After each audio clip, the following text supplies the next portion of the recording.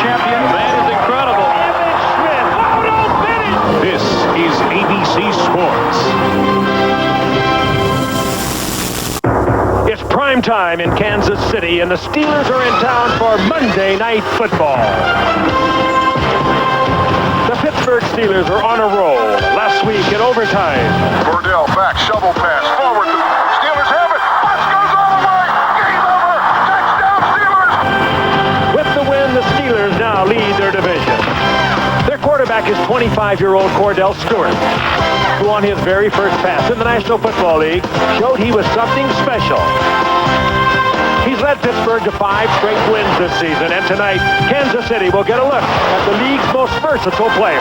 Cordell's running. He's still on his feet, open field. He's at the 40, 45, 50. There goes Cordell Stewart. Up to the 20, up to the 15, down to the 5, and into the end zone. Cordell Stewart flashes him up. My job is basically is to go out and just lead this team and get us in position to score some touchdowns. And, I don't never like to sit here and say that I'm the man, but if I don't go out and play well, things aren't going to happen. He'll be running, he'll be throwing. Cordell Stewart will be doing it all tonight when he leads the Steelers against the Kansas City Chiefs on ABC's Monday Night Football. You can't get up for this game. You don't need to be here. Everybody on it. Let's go. Let's go. We got the noise. Bring on the game. Like a freight train moving at the speed of light, like a knockout punch in a title fight. The thrashing and crashing and ready to go. Let's go. Chiefs and Steelers dance toe to toe. You better be ready. You better get right. There's a war party circling Arrowhead tonight. Hit it. Come on and hit it. Come on and get ready. Are you ready for the football? A Monday night party. We got Frank and Al and Dan. They're gonna get it started. Chris and Leonard all set. The crowd is psyched. All my rowdy friends are here on Monday night. Bring on the game. Do this now. Downtown Kansas City, Missouri on a chilly Midwestern evening. Temperature expected to drop near freezing tonight. Arrowhead Stadium, it'll be jammed to capacity tonight. Kansas City taking on the Pittsburgh Steelers. Hello again, everyone. Frank Gifford, Al Michaels, and Dan Deerdorf. A terrific setting for tonight's matchup between two of the AFC's finest, the Kansas City Chiefs and the Pittsburgh Steelers. Kansas City coming into tonight's game at 6-2. They're off to a good start in the first half of the season, but they need a win tonight to stay within 1 of Denver in the AFC West.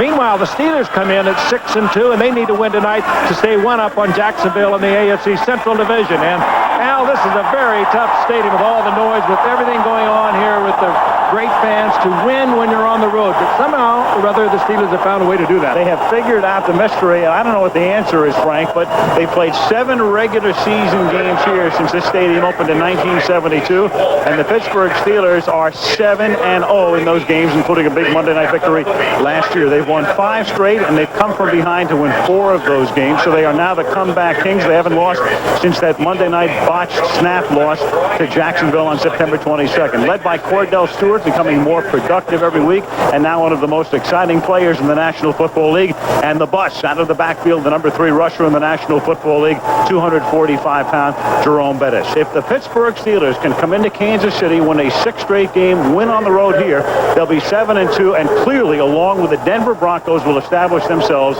as the cream of the crop in the American Football Conference. But Dan, easier said than done, because the Chiefs, like the Steelers, are 6-2. And if they win tonight, they'll be right up there with Denver as the cream of the crop, Al. And you know what? In Kansas City here, they're hoping that the 3rd time is the charm.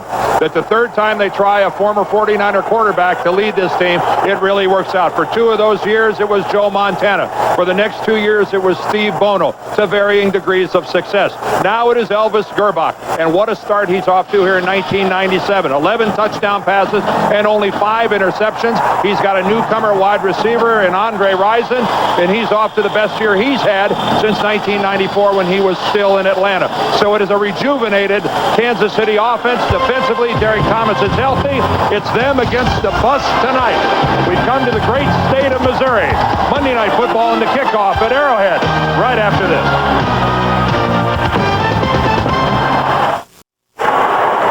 It's a perfect Monday night in November if you like your football weather cold and your football hard, because that's what we're going to have tonight. I'm Lynn Swan. Welcome to the sideline. Head coach of the Steelers, Bill Cowher. Bill, your team on the ground, averaging just over 164 yards. Against this opponent tonight, do you continue to try and just jam it down their throat? Well, we got to do that, but we also have to be able to throw the ball. We can't get caught in third and long with this crowd and the noise. So running it and having a good balance will also be important there, man. Coach, thank you. Good luck tonight. Thanks a lot. Al? Thank you, Lynn. Bill Cowher loves Monday Night Football. This is the 13th game he has coached on Monday night in his 6th season, and his record, 10-2. Pete Stoyanovich to kick off for Kansas City. Jam-packed Arrowhead Stadium, the liveliest place in the league. Cordell Stewart awaits his turn, and he'll get it after the run back by either Andre Coleman or Curtis Marsh. Number 17, Coleman number 19, each recently picked up. Marsh, a former Jaguar. Coleman had been with San Diego and then Seattle. So each team 6-2. Arrowhead is rocking. And here we go on Monday Night Football as Stoyanovich sends it to the 6-yard line. Andre Coleman, who ran back a kick in the Super Bowl following the 94 season for a touchdown against the 49ers, brings that one out to the 31-yard line. Tackled there by Clyde Johnson. And now Cordell Stewart has had a tough time in the first half of games this year, has been brilliant in the second half. And behind him, the bus, Jerome Bettis, with Tim Lester, the great blocking back, Yancey Thigpen, and Courtney Hawkins, the wideouts, Mark Bruner, the tight end. Good line. Jackson, Wolford, Dawson, Stye, and Strelzik. Dermontti Dawson making his 141st consecutive start. The Pro Bowl center. From the 31-yard line, they begin with Bettis. And a 5-yard gain out to the 36-yard line. Chiefs play a base 3-4, though Derek Thomas moves up and down. Booker, Phillips, and Browning are up front. Then Thomas with Wayne Simmons, the ex-Packer who came over a couple of weeks ago. Donnie Edwards and Anthony Davis. Good secondary. Carter and Hasty at the corners. Tung and Woods, 2 second-year guys, the safeties. Second down 4 from the 37-yard line. It's Bettis again on what should be a recurring theme tonight. Jerome through the middle, tackled by Anthony Davis. It'll be 3rd and a couple. Well, we'll see a lot of 36 tonight. Make no secret about it to the Pittsburgh Steelers. This is the man that carries the load for them. The bus averaging 4.6 yards every time he carries the football. He's up over 900 yards already rushing. Now they get into what they consider the pass situation. The bus goes to the barn, and we'll see the 3 wideouts. And when the bus goes to the barn, they bring in George Jones as Stewart lines up in the shotgun. 4 wideouts, 3 of them set to the left side. Stewart, after one-handing the snap, is lucky it wasn't picked off by Anthony Davis. So 3 and out. Last week, Stewart's first pass of the game against Jacksonville was intercepted by the Jaguars, and he almost duplicates that feat here, but it's 3 and out, and Josh Miller is in to punt. Plenty of time for Cordell Stewart. And Anthony Davis, who has turned into an excellent linebacker for Kansas City, was right there. Got a big hand up there. Tamarick Vanover to run it back. Josh Miller to kick it. Good kick. 53 yards. Vanover, with not much room to work, is stopped at the 19-yard line. Steps out of bounds at that spot, and here comes Elvis Gerbach backing up Steve Young in San Francisco. They thought they could sign him, but he chose to for free agency and inks with Kansas City, and they love him. To this point anyway. Greg Hill starts at running back. Kimball Anders, the fullback. Risen and Dawson, the wideouts. Ted Popson, ex-Niner, the tight end. Criswell, Zott, Grunhard, Shields, and Parker up front. Zott, Grunhard, and Shields, the two guards and center, have started every game together over the last 4 years. Gerbach throws, and it's Kimball Anders. They love to go to him out of the backfield, and Anders with enough for the first down. A 12-yard gain. He's run out of bounds by Donnell Wolford. Steelers play the base 3-4. Harris and Steed is terrific in the middle, and Henry. And then Gilden, Kirkland went to the Pro Bowl last year. Holmes and Greg Lloyd are the linebackers. In the secondary, Wolford. Carnell Lake is now playing corner again. Myron Bell is the starting strong safety. Darren Perry is the free safety. First down from the 31-yard line with Dawson in motion, and Greg Hill picks up a couple as he takes it to the 33. We'll see Hill. We'll also see Marcus Allen playing his usual role. There he is, the change of pace. And also they're using Donnell Bennett a little bit more. So Marty Schottenheimer, as you look at Bennett, can go to 3 different running backs. Meanwhile, Levon Kirkland is slow in getting up. And timeout for the moment. It really isn't what Marty wanted to do at the beginning of the season. He wanted to go primarily with Greg Hill, a running back, but now it's almost running back by committee for Kansas City, a situational running back situation for them, and I'm not quite sure that Greg Hill likes it, but it seems to be what Marty Schottenheimer feels is the best thing for the team at the moment. You saw a very veteran Jerry Olszewski checking himself into the Steeler lineup. The Steelers are blessed to be able to go to a 9-year veteran to finish Levon Kirkland's work on the inside for however long Kirkland is out. Kirkland might be the best run-stuffing inside linebacker in the game of football. Jim Haslett, the defensive coordinator, does not want to see that type of talent leave the game at such an early stage. Levon Kirkland is on the right side of your screen. Watch him knife inside the block of Shields and get hit there, right on the helmet by the left knee of Greg Hill. Kirkland being talked to by the Steeler training staff, and that's the kind of a shot, Frank, we see it all the time. Well, it's like Steve Young, the opening week of the season. The knee to the helmet wreaks a lot of damage. It certainly does, and he took it square on the side of the helmet, and they're taking a long look at him on the sidelines. Jerry Olszewski in to replace him. Second down and 8. Gerbach throws over the middle, and Ted Popson makes a circus catch at the 47-yard line, but no. After initially 2 officials looked at it and thought it was a catch, the umpire, who came from behind the play as Myron Bell provided the coverage on it, said no, he didn't hold on. The ball hit the ground, incomplete. Popson, another 49er who has added a lot of punch to this offense in the passing game. Good receiver from the tight end. The West Coast offense that Hughes under Paul Hackett needs that tight end, and you can see it was not in control of the football when he went down. But the tight end has become very important for Kansas City. There are 3 tight ends combined, 44 receptions. Third down and 8. Gerbach. And just has to throw it away as the secondary does a terrific job. Nobody, not even the safety valve, was open that time. And it's 4th down and 8. Yeah, the Gerbach bought himself some time. He got out of a lot of trouble, avoided the sack, and got outside the area where he can throw it away. He's maybe not what the athlete that Cordell Stewart is, but he buys a lot of time in the pocket. And Jason Gilden gives him a little shove that knocks Elvis off balance, and not much of a hit, but it's enough to make him take a roll on this dry turf. Cool temperature in the 30s here in Kansas City, but the field in great shape. Louis Aguiar to punt, and it's a bad wobbly kick. Andre Coleman back to receive it, but it won't even come close to getting into Coleman's territory as it rolls dead at the 36-yard line. And a flag is down, and Ron Zook, the special teams coach, is nearly apoplectic. The referee tonight is Ed Hockley.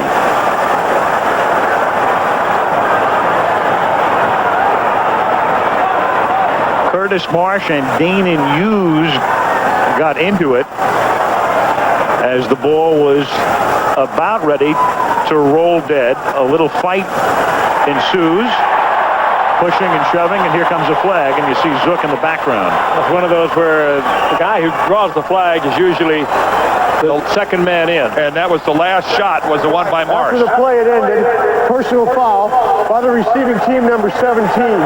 Unnecessary roughness. 15-yard penalty. Pittsburgh keeps the ball, first down. You can almost count on it when 3 or 4 punches are traded. The last one, more often than not, is the one that draws the flag. Such is the case here.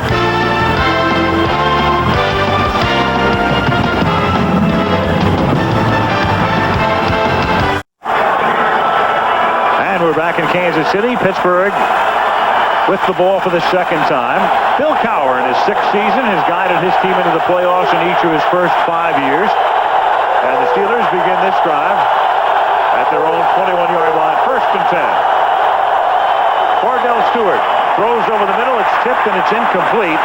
Donnie Edwards got a hand on it. We talked about Stewart getting off to very slow starts this year, but really coming on strong in the second half. Monday Night Football being brought to you by Dodge Durango, new ground for the new Dodge. Prudential, bringing strength and stability to America's families through insurance, healthcare, real estate, and financial services. Miller Lite, now official beer sponsor of the NFL. And the Home Depot, America's home improvement coach. 2nd and 10 from the 21-yard line. Bettis at the line of scrimmage. Chiefs converging. Donnie Edwards helping out. Number 59, the second-year linebacker from UCLA. Cordell, when you look at his numbers first half and second half, he's like 2 different people. And he's part of the reason the Steelers have been so proficient in coming from behind. Ranks 30th in the league in the first half, best in the league in the second half. 2 touchdowns, 8 picks before halftime. 8 touchdowns, only 1 interception after halftime. And tonight he's 0 for 2, so it's a typical start. Under pressure, stepping up, and the erstwhile slash running back, wide receiver, quarterback shows you why he is so dangerous. As Gunther Cunningham, the defensive coordinator, knows his unit has its hands full. And why it's such a big game for Cordell Stewart is this is on the road, and he is yet to win that first really big game in a very hostile environment. They've won at Baltimore. They've won at Cincinnati so far this year. They've lost the big Monday night game down in Jacksonville. But this would be a real rite of passage for Cordell Stewart if he's able to engineer a win here at Arrowhead tonight. That last passage was 11 yards on the ground on 3rd and 10. So on first down now it's Bettis, and the big bull takes it to the 36-yard line. Anthony Davis makes the tackle, and when you watch Jerome Bettis play on this field, you think back to the Chiefs and guys like Christian Okoye. And that's the type of a guy you have to go to get that type of size. He's a full 250 pounds, Jerome Bettis, and with a temperature like tonight, this is the type of a night where a big man can go forever. And he loves Monday nights. Yep. The last 4 Monday nights, 100 yards or better. And he went over 100 yards here last year against this same team, so you know the confidence is there. 2nd down and 6, and they give it to him again, and the workhorse explodes into Kansas City territory and gets hog-tied at the 35-yard line by Jerome Woods. Huge opening on the right side, and that's what happens when you bring up 8 in the box, as they like to say defensively, to try to stop the running of Jerome Bettis. If he gets through there, you can stop him with that defense, but if he gets through, he's going to get a big gainer. That may have been his best of the season, but a huge block there. We saw Brendan Stye get out front and put a block on Reggie Tongue, and Stye just back from a key injury, and he's a good addition to this offensive line. I think, again, it's the best run-blocking offensive line in football. 30-yard gain, his second longest gain of the year. Okay. Stop for next to no gain. Tom Barnt in the middle. If you're in between a rock and a hard place, if you bring everyone up there to stop him, bring your safety men up, put 8 up in the front to try to stop Jerome Bettis. If he gets through there, gets any kind of an opening, he's going to get big yardage, and he is going to put some real hurting on little defensive backs who try to bring him down. He's 250-plus pounds, and he can motor with it.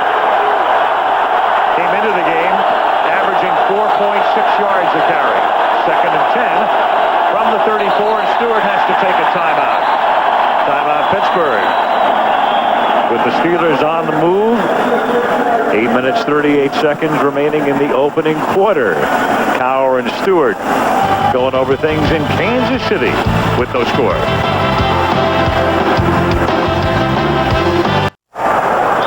And welcome back to Kansas City. Our only stop here this year. Our aerial photography tonight provided by Goodyear. Arrowhead Stadium, about a half-hour drive east of downtown is the site as play resumes after the Pittsburgh timeout, second down and 10 at the Kansas City 34. And Stewart pressured, stepping up. On the move, flag goes down. He's close to a first down. A flag down back at the 43-yard line. Well, Brendan Stye pulled out to lay a block to clear Stewart, and they're going to call holding. Ed Hockley, the referee, was right there. Stye just coming back. He broke his ankle in their opening game this year, and he's working his way back into the lineup. Holding by the offense, number 68. 10-yard penalty, repeat second down. Stye did everything he could do just to get there to pick off a blitzer. I think it's Anthony Davis. Watch him coming in from the left. There's Stye, and he grabs him and he hooks him. But he did what he had to do to keep Anthony Davis from having an 8-yard running start and putting a tattoo on his quarterback. It was a little more dramatic because Anthony Davis saw that Cordell Stewart was going to run, and Stye did not. Second and 20 now from the 44-yard line. Great Wide open. Stewart with time. Wide open is Courtney Hawkins, who busts a tackle, busts another tackle, and scores. Touchdown, Pittsburgh. Ooh, baby. Go find some place to hide if you're in the secondary for the Kansas City Chiefs. That's a little embarrassing to tackle like that. First of all, it's embarrassing to cover like that and leaving that wide open and then to blow tackles. Well, they appeared to be in a man-for-man defense. At least most of them were in man-for-man. And it was Jerome Woods who gave up the coverage. He looked like he thought he was going to have help deep. He did not have help deep. And then Donnie Edwards, the linebacker, he runs all the way downfield, and when he gets there, he doesn't do much.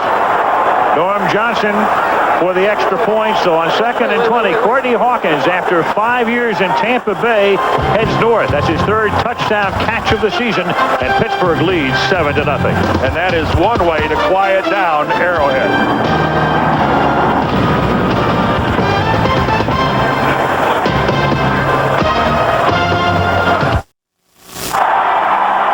Well, Kurt Schottenheimer, the defensive backfield coach, with his back to you there, talking to his guys about one of many mistakes that this secondary has made.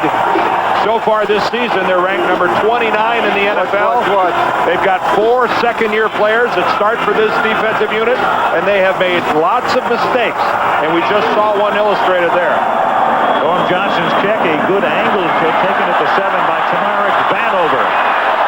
And the dangerous return man is stopped at the 24, tripped up by Fred McAfee. Good special teams performer, and he proves it right there. Well, they're calling it Judgment Day in college football this Saturday. 4 of the 5 highest-ranked teams in the nation going head-to-head, and you've got regional action. Michigan taking on Penn State in a huge one at Happy Valley. Nebraska, number 1, going to Columbia to face Missouri. Stanford, USC. Georgia Tech, Virginia, and then on ESPN, number 2, Florida State meets number 5, North Carolina this Saturday. And that game is a night game at 7:30 as Kimball Anders carries the ball up to the 33-yard line. We talked about Hill and Allen and Bennett, and Anders is another guy who gets the ball not that often as a running back per se, but as a fullback who catches it. He was originally a free agent with the Steelers way back in 1991, and they let him go, and he worked his way through the practice squad and IR to where he's been to the last couple of Pro Bowls, a very versatile back out of the backfield, a good receiver, leading receiver a year ago for Kansas City. And on second down and 1, they go back to Greg Hill, who tries to fight his way for a first down. And he's stacked up by Nolan Harrison. It's going to be very close, perhaps a measurement. What a sight this is. Arrowhead Stadium, and incredible foresight. I mean, the plans for this laid in the late 60s, and it was constructed and finished in 72, and it looks like it was built about a week ago. And the lines of this stadium, the symmetry architecturally, it's still a thing of beauty, and they're busy celebrating its 25th year here in the National Football League. And I pulled up in a bus with the St. Louis Cardinals in August of 1972, and what a breathtaking sight this is with the side-by-side stadiums. First down from the 35, Gerbach. Buying time, and then flings it downfield and finds the open man, and that is Andre Rison. In his first year with Kansas City, goes into his Spider-Man routine. That's what he's calling himself these days, and it's a 22-yard gain on his first reception. But he kept that alive for Gerbach. Gerbach, again, buying time. He's not the great athlete, but he moves around really well, and it was Andre Rison who gave him an angle with which he could deliver the football. Concentrates it on the ball, gets it into the hands, makes sure that both feet come down, and he's having just a fabulous year. But Gerbach demonstrated something there, Alan Frank, that I think a lot of people weren't 100% how well he throws and delivers the ball with accuracy when he's on the move. I think everybody knew that he was a classic stand in the pocket, big, strong guy who, when he got to step up, could deliver an accurate pass. But it's how well he throws it on the move that I think is surprising a lot of people. 6'5" and 232 pounds. He hands the ball off on first down to Donnell Bennett. And Bennett takes it to the 33-yard line, and that's close to a first down. Tackled by Harrison. Good yardage against a blitz, a run blitz by the Pittsburgh Steelers. And again, when you get caught in that blitz, then you get the opening, you get big yardage out of it. And it's Darren Perry, the safety, who has to make the stop. And these are good holes against a defensive team that nobody has had success running with the football against this year. Second and 1, and they give it to Bennett again, and Bennett takes it to the 32-yard line, which should be enough for the first down, as Joel Steed in the middle makes the tackle. Well, Levon Kirkland is out of that defense for the moment, but Joel Steed, Levon Kirkland, and Earl Holmes, they give you a heart of a defense against the run that is about as good as there is in the league. And Osalski has been a starter most of his career, so even though, and there is Levon Kirkland, he is back. Now back in the lineup. You might not know the area code, but he's in there. Well, when you weigh 275 pounds, you have your own area code. Marcus Allen is in the game, but he is split wide to the right as a wide receiver in this set. And going downfield, and Gerbach looking over the middle and throws, and it's off the fingertips of Lake Dawson. Oh, yeah. Beautifully delivered by Gerbach. And Dawson, I don't know. That was right there. He's coming off an injury, missed 4 games with the knee. He's had a kind of a chronic knee problem, but this one's delivered beautifully, and you got to be thinking the ball all the way into the hands, not who's going to be popping you. Right. Now, what Elvis has to do is not be too demonstrative and show up his receivers when they make a mistake. You just have to, Elvis, grin and bear it. Second down and 10. That's Kimball Anderson. Dan, you're exactly right, because Gerbach did the exact same thing in St. Louis last week when Dawson wound up losing a ball in the lights. Yeah, it's a bad habit for a quarterback to get into. Dropped passes are going to happen your entire career, and you will overthrow receivers as well, and you don't want them making a show downfield as well. Quick look at Paul Hackett, the offensive coordinator, former San Francisco 49er coordinator under Bill Walsh. Along with Bill Walsh, helped develop this West Coast offense that they use here in Kansas City now. Third and 9 at the 31. Steelers leading 7-0. Elvis has that one picked off. No sooner do we put up a graphic that Donnell Wolford ends the streak. He's into Kansas City territory and banged down by Dave Zott at the 47-yard line. Well, it was a disguised blitz on the part of the Steelers. They came with what appeared to be a corner blitz, and I think Gerbach, his read quite naturally is going to be the outside receiver, is going to be single covered by the cornerback. That was not the case. They really foxed him on that.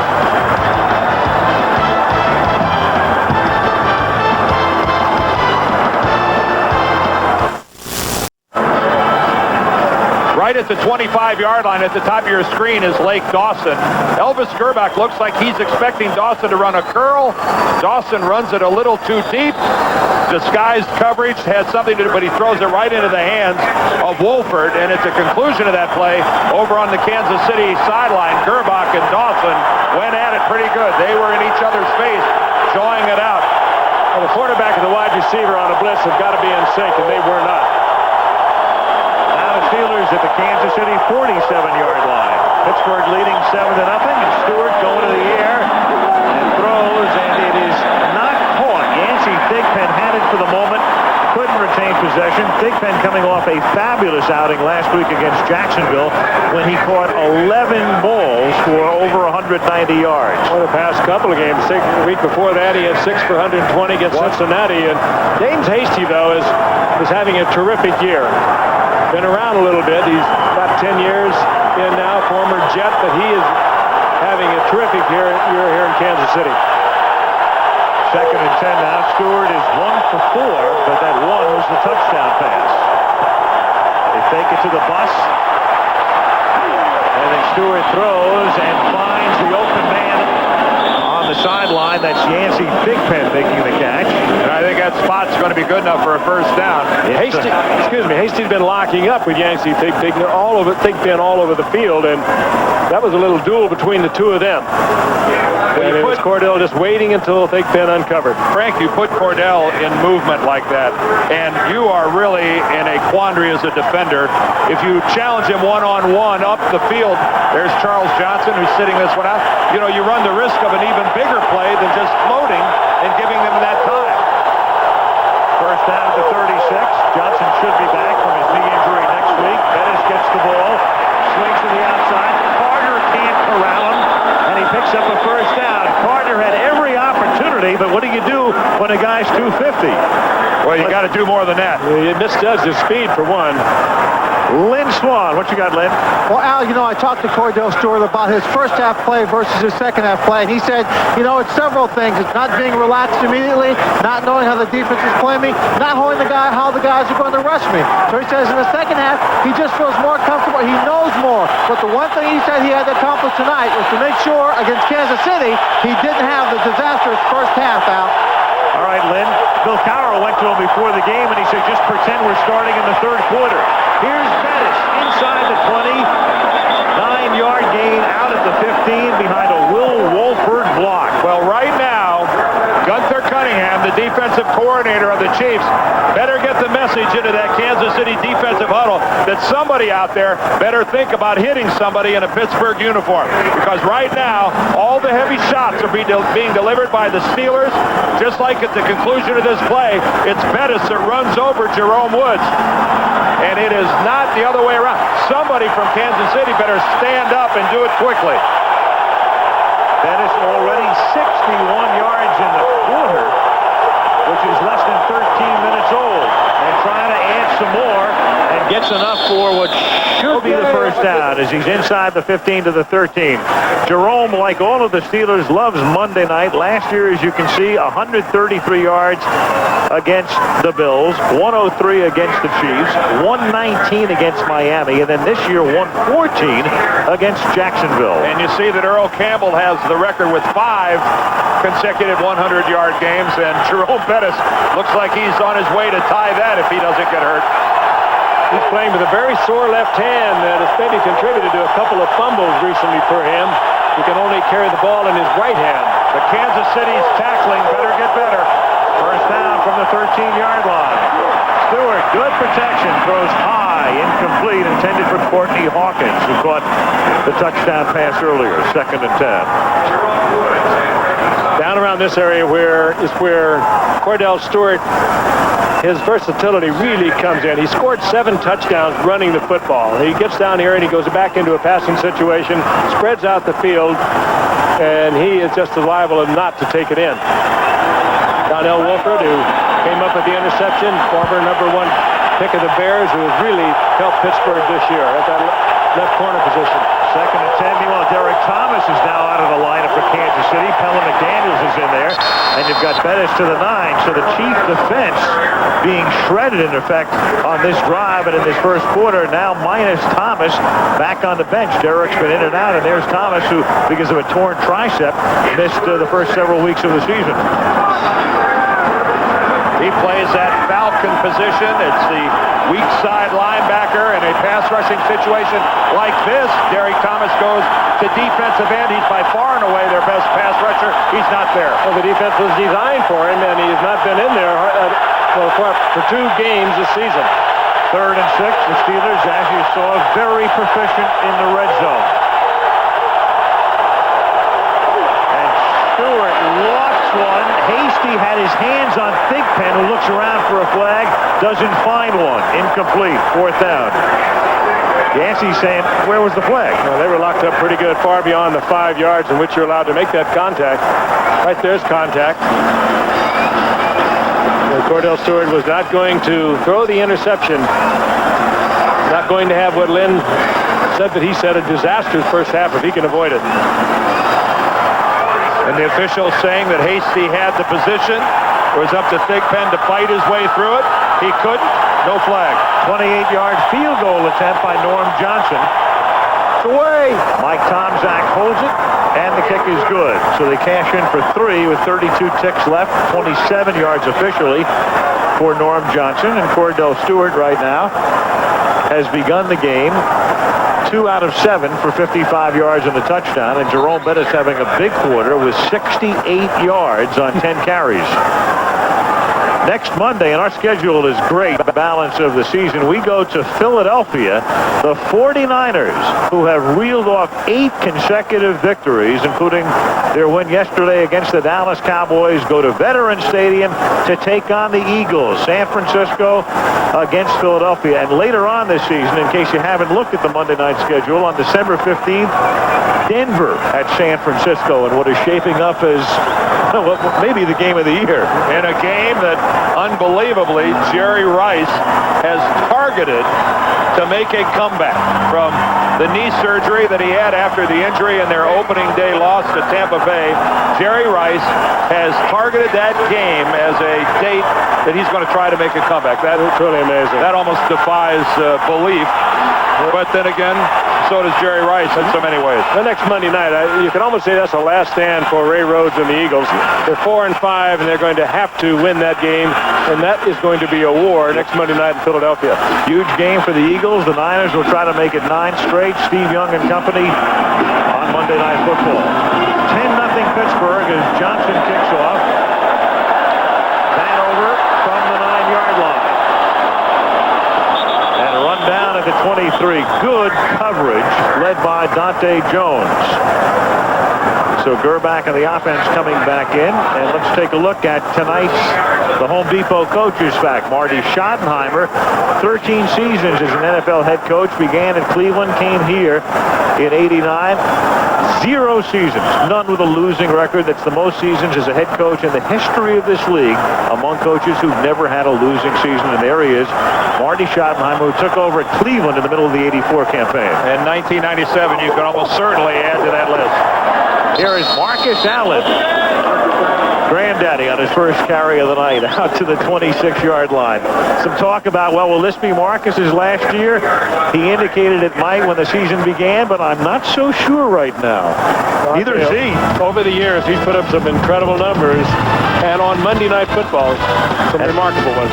End of the first quarter. We'll return with Monday Night Football after this message and a word for ABC stations. One of the classiest men in sports, Dan Rooney, the son of Art Rooney. The family has owned the Pittsburgh Steelers since day one. Looking on tonight, and a lot on that man's mind as we start the second quarter. 2nd down and 8 for Kansas City. And Gerbach retreats and throws a screen. That's taken by Kimball Anders. Up to the 30. Dan Rooney tomorrow, of course, will look on and watch as 11 counties in western Pennsylvania vote on a referendum whether to fund a variety of economic development projects, including 2 stadiums, one for the Steelers and one for the Pirates, through a 0.5% increase of the sales tax over the next 7 years. Now, he needs that to pass the stadium to, as he puts it, keep this team competitive in the current day economic situation in the National Football League. 3rd down and 2 from the 31-yard line. And it's Andre Rison making the catch before he steps out of bounds. Enough for a first down. It's far more than just a stadium. It's an expansion of the convention area and other civic projects. That's maybe got lost in all the rhetoric that's taken place, but it's quite important to the Pittsburgh Steelers, no question about that, and quite important to the Pittsburgh, the city itself. Steelers themselves have been, over the years, 4 Super Bowls they won there, and it's almost a necessary, well, it's a necessary item right now if you're going to be in this game of professional football. On first down, good fake, and then it's caught by Anders, and Anders goes down hard, tripped up by Earl Holmes. Good open field tackle. And Holmes slow in a rising with the ball at the 43-yard line after a gain of 6. Continue to look at Andrews. He started to get up, and he has been the most productive of these Chiefs. Tries to hurdle. Donnell Wooford comes down on that right shoulder, and he's in pain.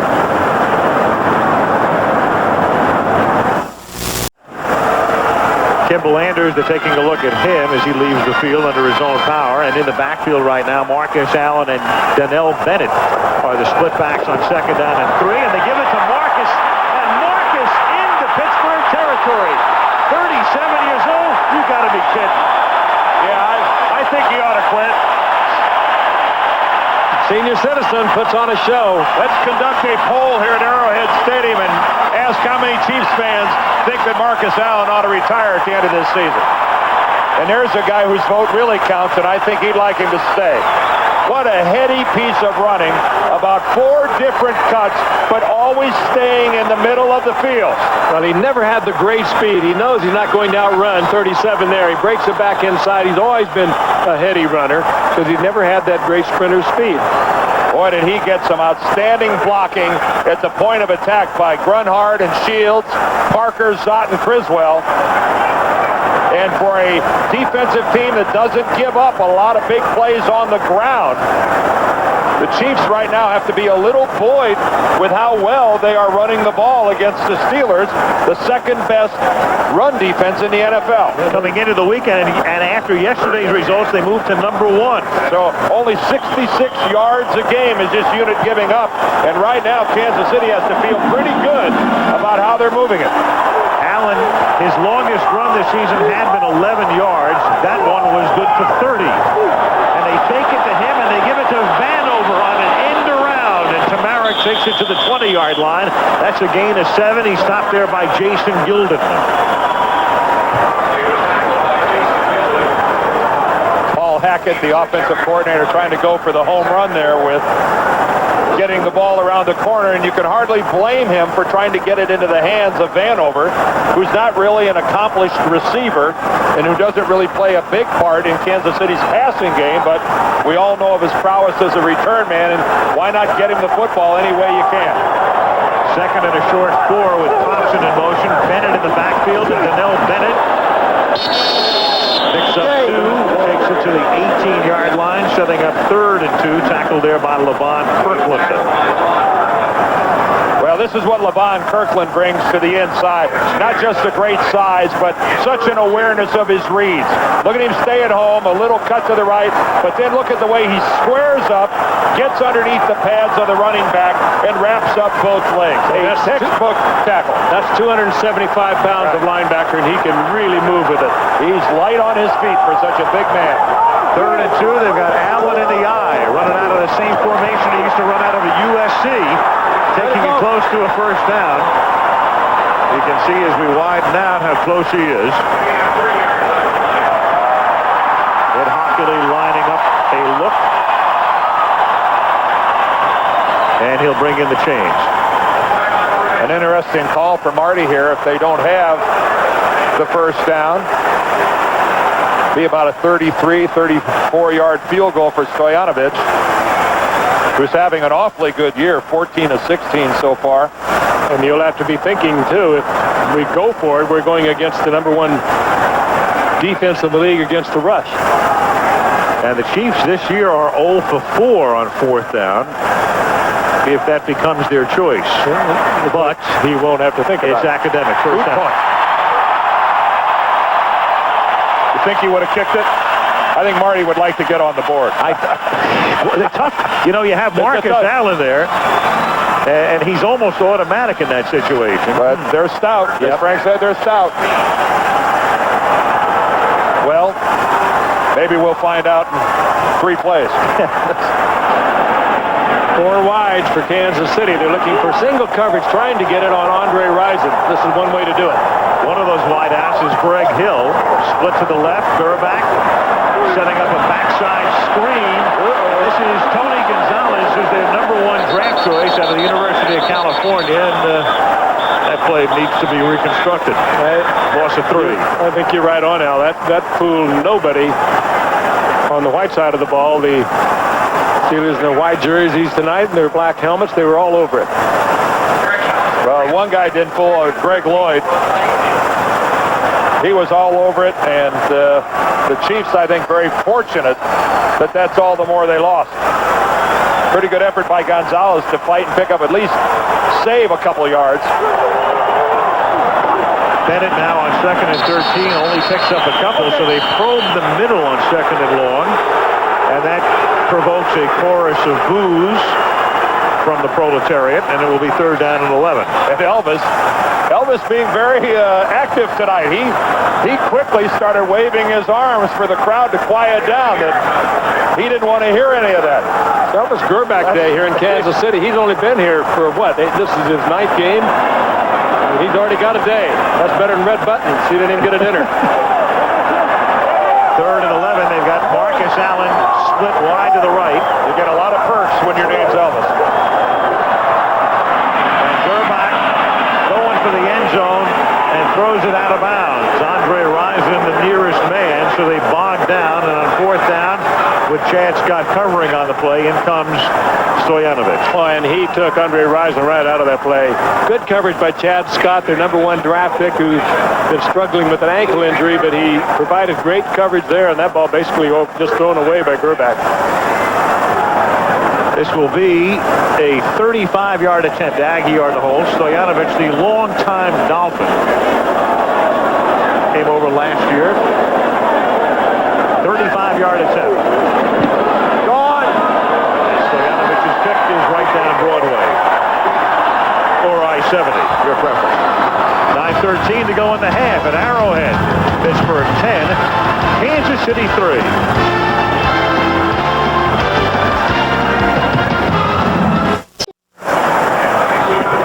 Cool night in Kansas City as the Kansas City Chiefs have just gotten on the board. Glenn Parker, the longtime Buffalo Bill tackle, now playing the right side here. And his offense getting on the board for 3. 10-3 is the score as Pete Stojanovic picks off Curtis Marsh.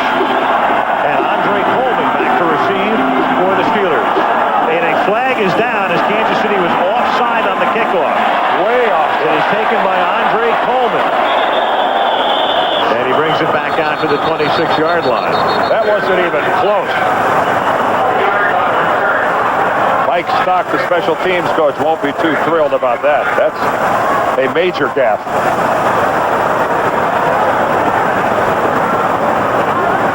And he's not yelling at the officials. No, I don't know that there are more glaring and correctable mistakes than being offsides on a kickoff. By the kicking team, number 55. 5-yard penalty, re-kick. Troy Dumas. It was a team effort, though. There was more than just one. They were in concert. Dumas part of the Three Musketeers. I think you're right, Frank. I think there were at least 3 if they came across the line. Well, all for one, one for all. Yes. At least.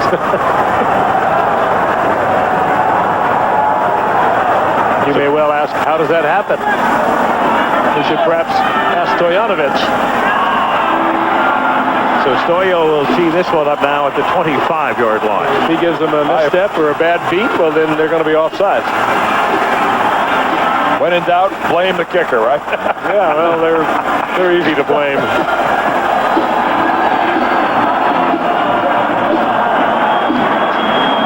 This time clearly onside. Kick comes down, pulled in Coleman from the 10-yard line. And Andre gets wrestled down at the 29 by Dana Hughes, and let's go down to Lynn Swan. Lynn. Thank you, Alan. With the owner of the Pittsburgh Steelers, Dan Rooney, and Dan, they've been talking about the referendum, the votes tomorrow. What can you gather from the people who've been working on this, what the outcome might be? Well, we were way behind on Labor Day, but it's been really going well since, and with all the volunteers we have a good chance. I think it's going to be close, but we have a good chance to get it in some of the counties. They've been talking about the stadium issues. What happens if this does not pass to the Pittsburgh Steelers? Well, it would be really a tough thing for our team if it doesn't pass. Most important for us to get even with the other teams in our division. By the year 2000, every team in in our conference, in our division, will have a new stadium. And we really need, if we're going to compete with them and be on an equal footing, we have to get a new stadium.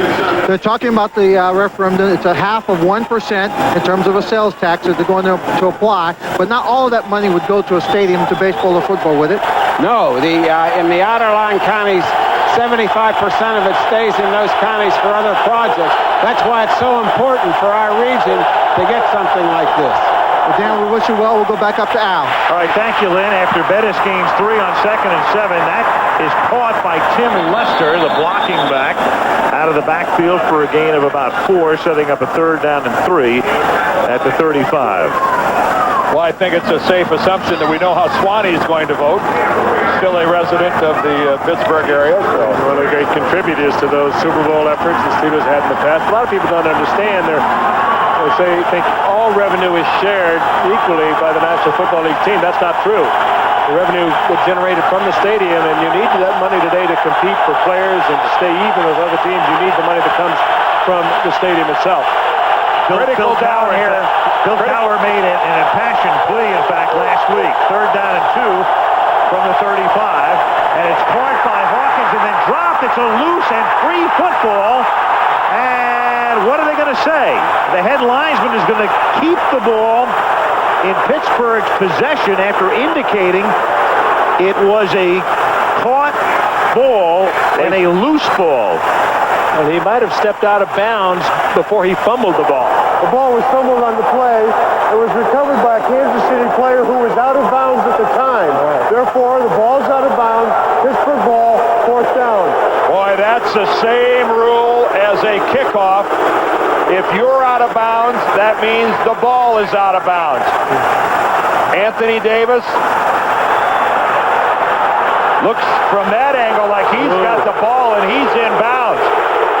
And the crowd that's just looking at the same angle that we just saw, And they may overrun the officials. it initially looked like Davis's leg was going to be out of bounds, but his legs were in the air. And the torso, his body, was in the playing field when he had the football. So it's now 4th down, forcing the Steelers to punt. Josh Miller sets up at his 15. Tamarack Vanover back to receive it. It's a short kick that goes out of bounds near the 37-yard line. They'll line it up, and KC will take over at the 35. 7:17 to the half. It's Pittsburgh by 7.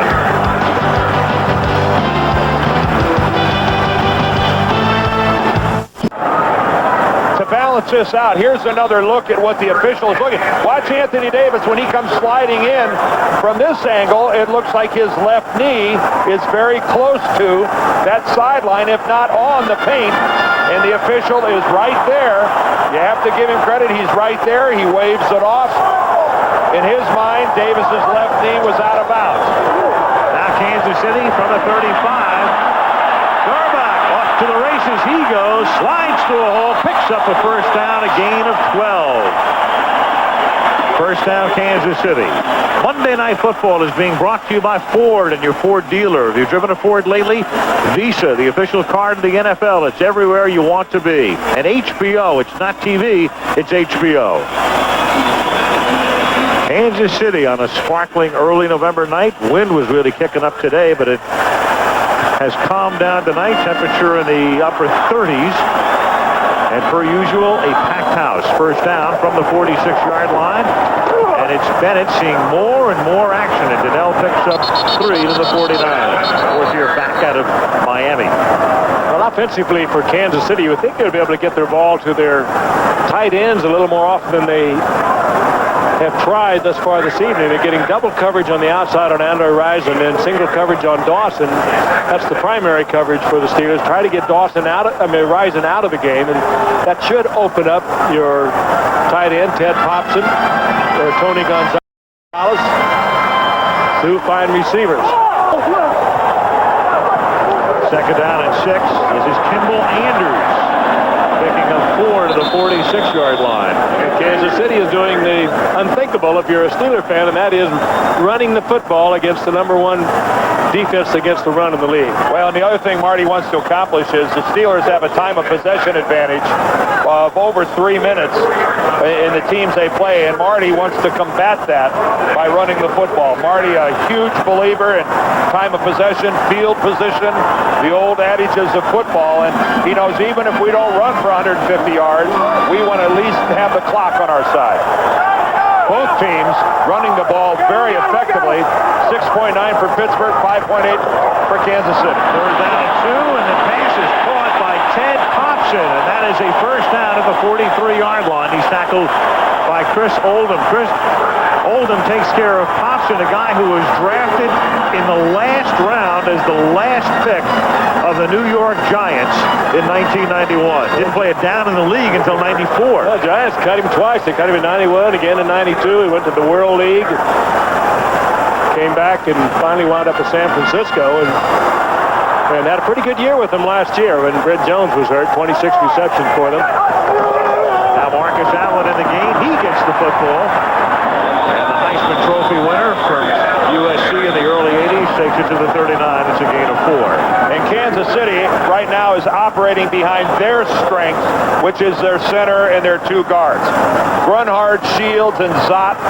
As you said, Al, these guys have started together, very durable. 4 years now, these guys haven't missed a game, and they are the strength of this offensive line. Criswell and Parker make the line outside on the tackles, but the heart of this group is that trio in the middle. And they're going right against the strength of the Steeler defense. This is an excellent matchup. Steve, Kirkland, and Holmes.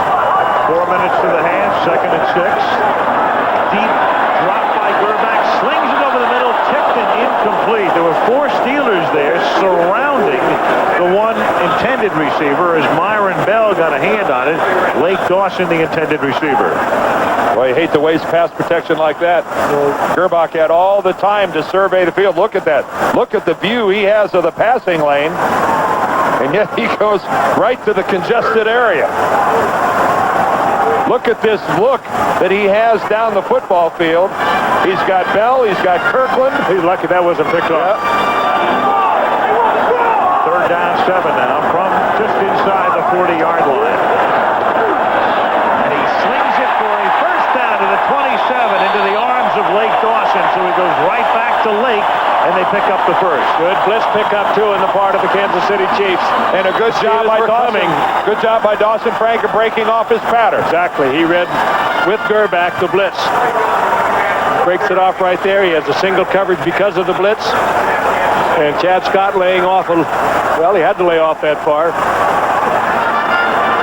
Well, that timing between the two. And if you get man coverage, the guy you want to go after is Scott, their #1 draft choice this year. From the 27-yard line. Gerback going to the end zone. Incomplete. Good double coverage on the play. as he tried to jam it in, intended for Andre Rison. But Rison seeing a lot of double coverage these days, Bell and Perry in this particular case. The Rams took him almost out of the game a week ago. They sometimes doubled him and occasionally tripled him, and I think he had 3 receptions for the day for about 33 yards, maybe 2 receptions. And that's exactly what the Steelers are trying to do, keep him out of the game. Well, when in doubt, I think it's safe to say that the Steelers' safeties are going to go to the side of Andre Rison. When they make their break and they ISO on a receiver, if they have a choice, they're going to go to Rison's side. And this a Kansas City timeout as Gerbach was running out of time on the play clock. 3:07 to the half in Kansas City. Pittsburgh 10, Kansas City 3.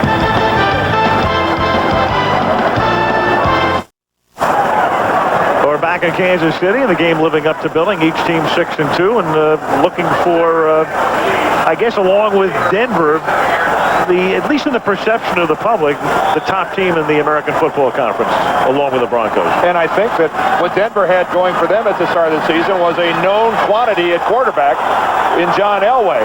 Nobody knew how effective Gerbach or Stewart was going to be with these two clubs. Gone. 2nd down and 10, going for the end zone, and a little too deep and a little too outside, intended for Andre Rison, who was covered by Donnell Wolford. Covered well by Donnell Wolford. He took him right out of it. Gerbach had to throw that out. Donnell Wolford, he kind of struggled last year with the Bears, but he was the #1 pick for them back in 1989. He's got 35 career interceptions. Good man covering. He's good. And he gives you a chance over on the other side. The Steelers, of course, have been in trouble over there with the injury to Chad Scott. Cornell Lake working the other cornerback. Now on 3rd down and 10, quickly over the middle, and it was deflected as he tried to jam it into Tony Gonzalez, the tight end. So it's 4th down, and in comes Stojanovic to attempt what will be about a 45-yard field goal. One thing about Donnell Wolford, I don't think he's sorry he's not in Chicago. You think not? Poor babies, they've struggled. But he does. You can leave him locked up pretty much on anyone in this league and help your other cornerback. Donnell Wolford. This will be a 44-yard attempt. Ralph Tam will snap it. Louis Aguiar will set it down at the 34. Gone. And the kick is good. 2 Stojanovic field goals have cut a 10-0 lead by Pittsburgh to a 10-6 deficit now for the Kansas City Chiefs with 2:54 to go in the opening half. What I think Kansas City is doing, and Dan talked about it earlier, they have kept the Pittsburgh Steelers offense pretty much off the field here in the second quarter. They've been playing the possession game. They've been playing it well. No, it's territory that Marty Schottenheimer is very comfortable in finding himself in, and that is a close ball game, a game where you don't want to make turnovers, a game where you stay within striking distance. Get me into the second half where I count on my team's discipline and their preparation coming through. Tomorrow night, Soul Man Over the Top, Home Improvement, Hiller and Diller, and NYPD Blue comprise the primetime lineup, followed by Spin City, Dharma and Greg, the Drew Carey Show, Ellen, and Primetime Live Wednesday night in primetime on ABC. And our primetime presentation next Monday from Veterans Stadium in Philadelphia, the red-hot 49ers, who won 8 straight. We'll talk to Steve Young at the half, taking on the Philadelphia Eagles on Monday Night Football, a week from tonight. Ray Rhodes is not looking forward to that. Former 49er player, defensive coordinator, knowing he desperately needs this game. You think those Eagles won't be high? No. Pete Stojanovic just booted the 44-yard field goal, floats this one down into the arms of Andre Coleman at the 9-yard line. Coleman gets bounced down at the 29-yard line. Cordell Stewart ready to come in. Chan Gailey is the Steelers offensive coordinator. And we can tell you that coming up at the half on the Lexus Halftime Report, Chris Berman comes along from New York with highlights of yesterday's action, and then Steve Young will join us from the Bay Area Talking about the 49ers and their 18 winning streak. From the 29-yard line, Stewart on first down. Gone! Has it intercepted. Jerome Woods. Back across the 50 and into Pittsburgh territory. Intended for Yancey Thigpen and well overthrown. And a poor selection, too, of Yancey Thigpen. They were doubling him up. Free safety Jerome Woods taking him deep, covering underneath with Dale Carter. And Cordell Stewart threw it right into the hands of Jerome Woods. Frank, I'm not sure Cordell Stewart even looked at anybody else other than Thigpen. He locks in on him all the way. Look at Hasty underneath. It's actually Hasty, not Dale Carter, but you're exactly right. Cordell Stewart thought it was man coverage, and he had help all the way. He just locked in on Thigpen all the way, never even looked to the other side of the field. And, of course, at this stage of the ball game, a little over 2 minutes left and a half, Kansas City's going to play deep outside coverage. Now they give it to Greg Hill on first down after the third interception of the season by Woods. There's a look at Jerome. Drafted last year along with Reggie Tongue, and the two are now starters, and Cowher and Stewart going over what went wrong. The one thing about Cordell Stewart, though, you won't see this guy with his chin down. He has been in this situation before. We showed you the difference in his play between the first half and the second half. He's unshakable. 2nd and 6. And now it's Hill again to the 38. We come to the 2-minute warning. 3rd down and 3 when we come back to Kansas City, where Pittsburgh leads the Chiefs by 4.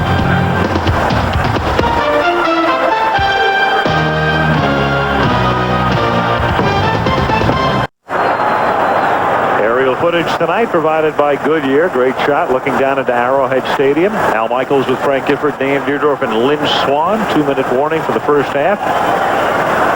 10-6. The Steelers are on top, and we can also tell you Monday Night Football on the internet with drive charts and stats live from our game computers. Check it out at abcmnf.com. Can't gain weight at our virtual tailgate. No, sir. Calorie free. 3rd down and 3 now. And it is caught for a first down by Tony Gonzalez, the rookie tight end from California, out of bounds at the 32-yard line to move the chain. Well, this could be a future great one, too. Tony Gonzalez, the first-round draft pick. He played for Steve Mariucci out at the University of California and the quote West Coast offense, so it was pretty familiar trappings when he arrived here, and they expect big things of him. He's 6'4", 245 pounds, and he's learning every day. Starter on the Cal basketball team. Well, that's one of the things they love, his raw athleticism. He can jump, he can run, he's strong, he's the real deal. From the 32-yard line, Gerbach. A lot of room to roam, and he's off to the races. And out of bounds at the 15-yard line. Well, he may be the leading rusher. Gerbach, and he was not considered a scrambling quarterback, and tonight he has put on quite a show. He's very heady. He knows where he is in the field, got great presence, won't try to force a pass. Had an interception earlier tonight. He had a lot of attempts before that one interception tonight. He's very careful with it. When you come with a 3-man rush and you drop everybody back into the zone, if the 3-man rush gets outside of their lanes, a lot of room. And you see that, how already Kansas City over 100 yards, 115. They have tattooed the Steelers like they haven't been in quite a while. Halfback pass by Allen for the touchdown to Danon Hughes. Well, we haven't seen that for a long time in the entire league. And Allen, looking like he was going to sweep right, has done that many times, but not in recent years.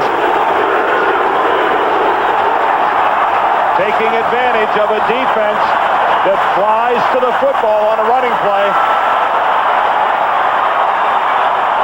Well executed. Great call by Paul Hackett. And the unlikely receiver was Hughes. That was only his 3rd reception of the year. Marcus had some ice on that one, lobbed it up there, was making sure. Extra point is good. Marcus Allen has completed 11 passes in his career, 5 of them for touchdowns, but that's the first completion and touchdown pass for him since 1991 when he was wearing the silver and black. Well, just look at the upfield. There's Myron Bell way into Kansas City's backfield. Darren Perry, by the time he's able to react and he realizes it isn't a run, it's over. The reason he has so many touchdowns per attempt, Al, is that if the receiver isn't open and wide open, he's going to pull the ball down and run with it. Well, Keith Byers, another running back who's been in the NFL for a long time, extremely effective at running the halfback option. And Marcus, he knew it was there. Damon Hughes with his first touchdown catch of the season and the third of his 5-year NFL career. Pretty good looking first half for Marcus Allen at age 37. All that following the Cordell Stewart interception. So Pittsburgh, a team that has been coming from behind all season, has all of a sudden watched a 10-0 Steeler lead dissolve. Greg Lloyd and Stewart look on, and their club now trails by 3 with 1:40 to go in the half. Kicking off to George Jones now in Coleman, and it's a short kick taken in at the 17-yard line and threading his way up to the 36 is Andre Coleman. And still with 1 minute and 36 seconds left here in the half, Cordell Stewart has to be careful. Again, he cannot risk trying to force a football and making something happen. A couple of timeouts for the Steelers. Marcus Allen, I think tonight is what, his 215th football game. He's played more games in the National Football League than any other running back, and complete domination by Kansas City here in quarter number 2.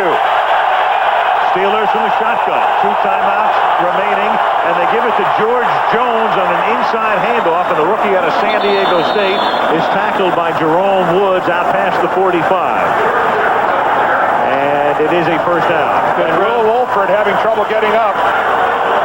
5th-round draft pick out of San Diego State. Played at my junior college for a couple of years, Bakersfield Junior College, before he went to San Diego State. But he has to gut it out to save him a timeout, and they just run right by him, and they run right by everybody on the sack by Dan Williams. And Will Wolford, they should have taken a timeout. He can't play. He's leaving the field now. Yeah, he can't play. He couldn't put any weight on it.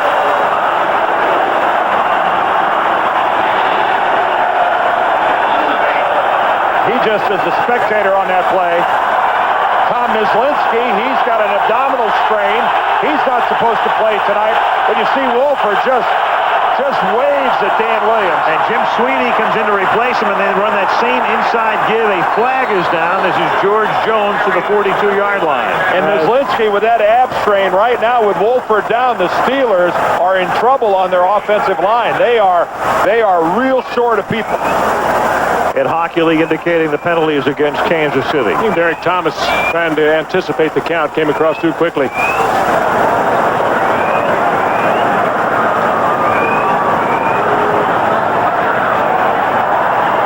Bad sign there. Offside by the defense, number 58. 5-yard penalty, repeat second down. Derek Thomas. They're examining the right knee of Will Wolford. One of the premier offensive linemen in football on the bottom of the screen. Derek was almost right on that snap count. He was only offside by a hair. Second down, 13 now. Cordell looking to get out of bounds and pays the price. James Hasty knocks him out as he crosses the 50-yard line. Short of the first down by 5 with 33 ticks left. Well, there is an athlete at quarterback. Cordell Stewart just riding that tackle out of bounds, getting every yard he could out of it, putting himself into about a 3rd and 4 situation where he has to think about that with 33 seconds remaining. But he still has the middle of the field at his disposal. The Steelers with a pair of timeouts. He can still use all the football field. On 3rd down and 4. Stewart throws, and a sliding catch is not made by Courtney Hawkins. Hits the ground. It's 4th down.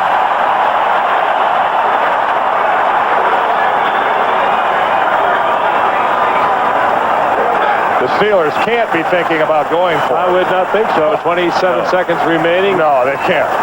Steelers, Kansas City with a couple of timeouts. They've got to punt. I think they just weighed everything and then did the wise thing. So Josh Miller to punt. And we've got a timeout call here by Kansas City. So they're now down to 1 as they get ready to get the ball back. And I'm not sure Kansas City had enough people on the field or their full complement of the punt return team. It was called by, that timeout was called by Vanover. So Schottenheimer going over things. And at the half, along with Chris Berman's halftime highlights from yesterday's games, we will be speaking with Steve Young. And there he is as he reclines in Palo Alto, California. Absolutely on cue, reclining. Stay up, Steve. At least he's awake. Yep, the man who we will see next Monday night in Philadelphia guiding the San Francisco 49ers, who've won 8 straight against the Philadelphia Eagles. Al, you mentioned Vanover calls a timeout. It's the return man's responsibility to count his teammates out on the field. Obviously, he was 1 short.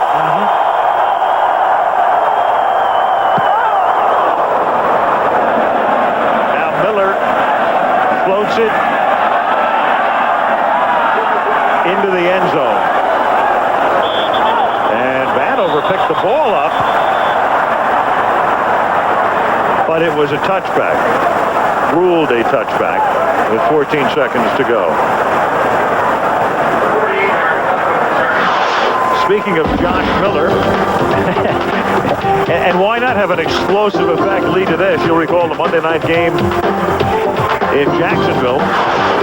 But then last week, after 2 shank punts, when the game was on the line and they needed a beauty, there was a 72-yarder that pinned Jacksonville deep enough so they could not win the game in regulation, and the Steelers won the flip in overtime. Jacksonville never saw the ball, and Pittsburgh won the game. Good night tonight for Josh, averaging 46.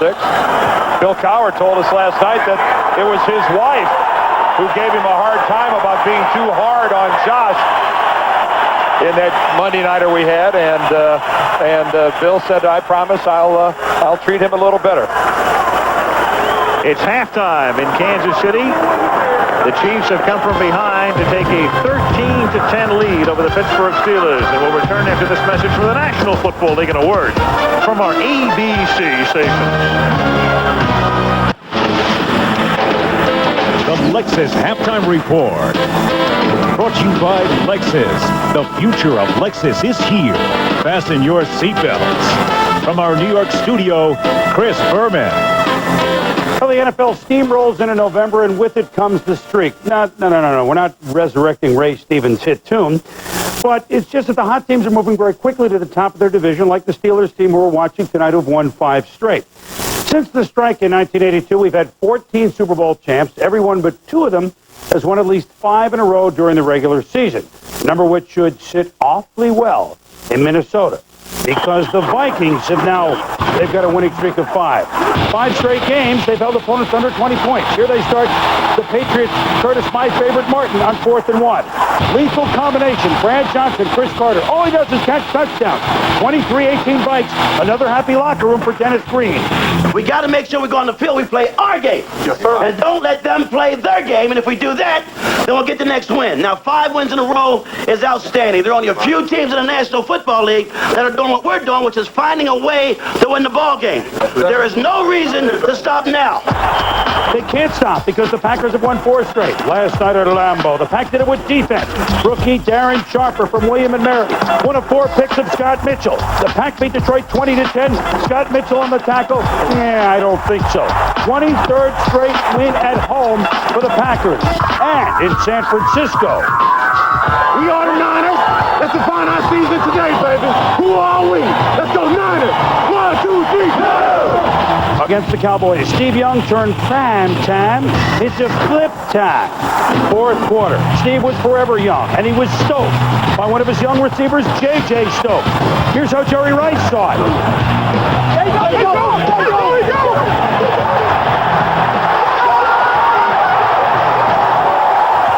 Well, Rice told us he's aiming to come back on that Monday night game, December 15th against Denver. The Niners beat Dallas 17-10 for their 8th straight win. An early season crisis in the Bay Area has turned into a midseason catharsis. When we return, Al will talk with one of the men responsible for it, 49ers quarterback Steve Young.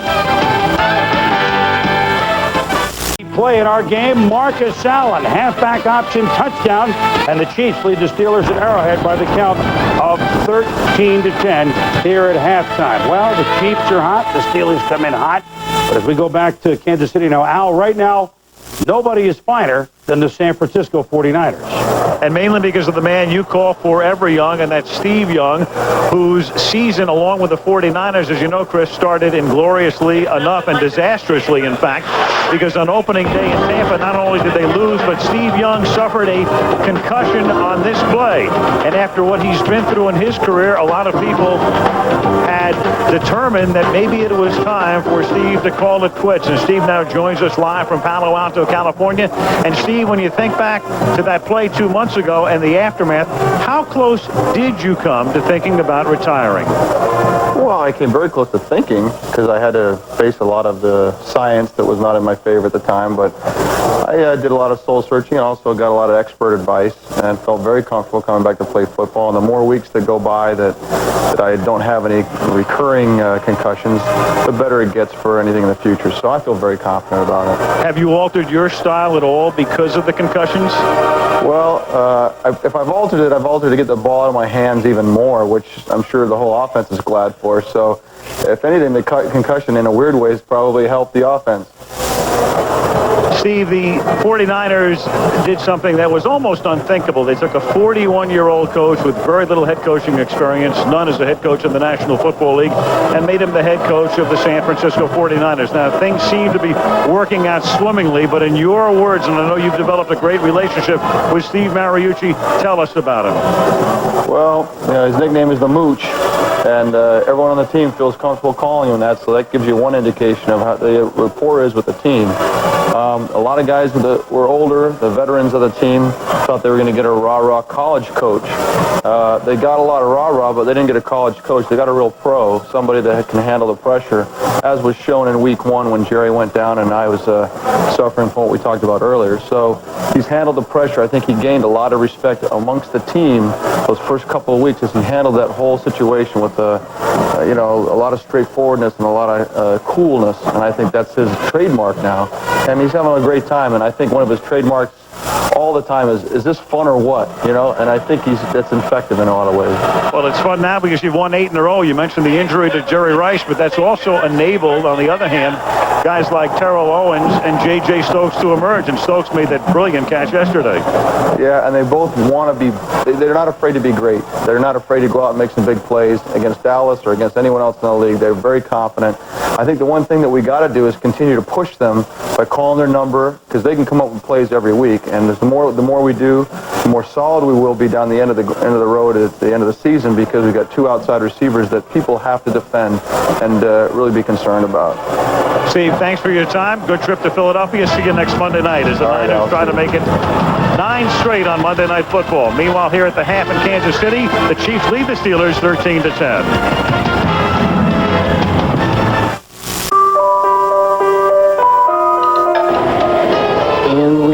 Mark its fearsome flight, and autumn branches creak with fright.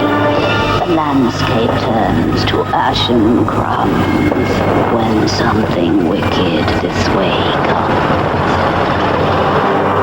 Introducing the 300 horsepower V8 Lexus GS, the fastest automatic sedan in the world.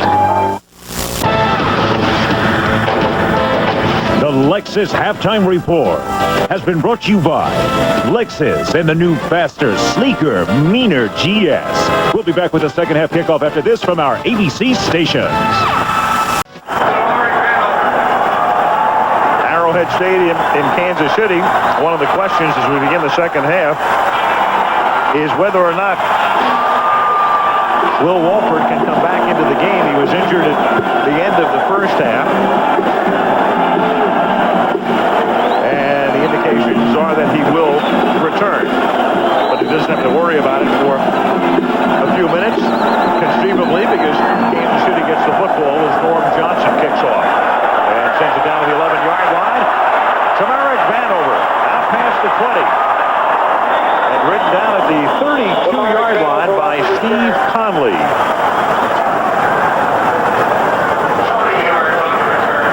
So Pittsburgh took a 10-0 lead in the first half.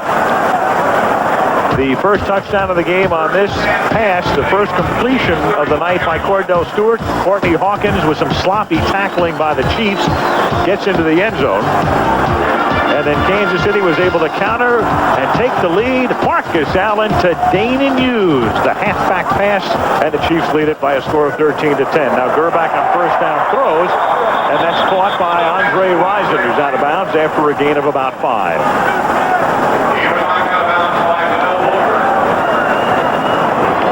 Over to the first half of play. A lot of offense, 149 yards for Pittsburgh and 200 for Kansas City. And the big number of possession there in the bottom. And the biggest number is 114 yards rushing by Kansas City against the #1 rushing defense in the NFL. I think that really surprises probably people on both sides of the football. On second down and 5, the ball is given to Kimball Anders. And he's down before he loses the ball at the 39-yard line. Kansas City ball. It'll be third down and 3. I think it might surprise Pittsburgh that they gave up that many yards to Kansas City. They've been averaged 66 yards per game allowed. And Cordell Stewart, we talked about his second half heroics. The Steelers have won their last 4 games after being down at least 7 points. And he has been sensational in the second half of those games. Third and a long 2, the fake. Gerbach can run, and here he goes again and slides to a hole. Picks up a first down at the 47-yard line. Oh, did they take advantage of Greg Lloyd right there. What a nice piece of ball handling by Gerbach. He sucked Lloyd all the way in. Monday Night Football is being brought to you by Nissan. It reminds you that life is a journey. Enjoy the ride. Sprint, where Monday nights are free and clear. And Budweiser, since 1876, the classic American lager. Al Michaels, Frank Gifford, Dan Deerdorf, Lynn Swan in Kansas City.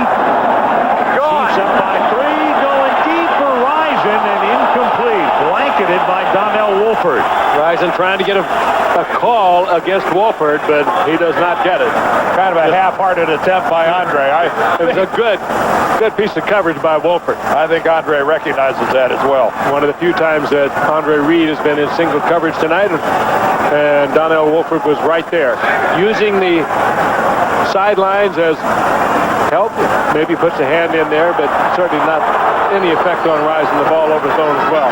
I think Rison might have been acting a little bit right there. That was a little dramatic, that movement just from being touched by the right hand of Wolford. Second and 10. Gerbach rolling, throwing on the run. Ooh, what a shot taken by Popson at the 45-yard line. Donnell Wolford lays him out. Well, I think Earl Holmes had Popson around the legs. He was in a very vulnerable position. Oh, yeah. He could not defend himself at all. And Wolford just standing there with both feet planted. And this is Ted Popson. This is as hard a hit as a guy could take. He took it right to the helmet. Wrong helmet. Ooh, and snapped that neck back, too.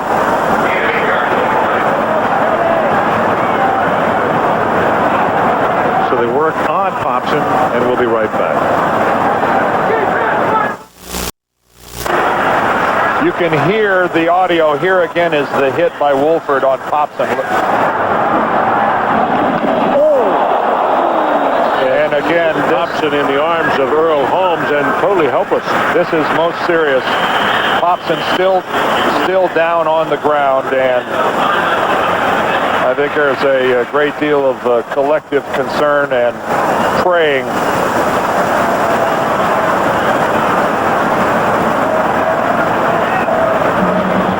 You start with small things in a situation like that, and at least we see Ted Popson moving his legs. Ted is a guy, we talked about him before, drafted in the last round by the Giants in '91 and released a couple of times and then found a home in San Francisco. But with Brent Jones, the primary tight end, he began to look elsewhere. And then the Niners drafted a tight end in the second round this year. And Kansas City said, we've got a spot for you. And he's done a tremendous job here this season. I suspect that the training staff will be very cautious in taking Popson off the field. Looks like they're calling for the crew from the sideline. Again, this is... If there's any concern whatsoever, really, they're going to immobilize Popson. Err on the side of caution. I think we'll see. Bill Cowher, the Steelers coach, coming over to evaluate the situation. They're rolling Ted over onto his back. He's really been a big help this year to the rookie Tony Gonzalez, the #1 draft pick in Kansas City, tight end, and he has been a big help. Back in a moment.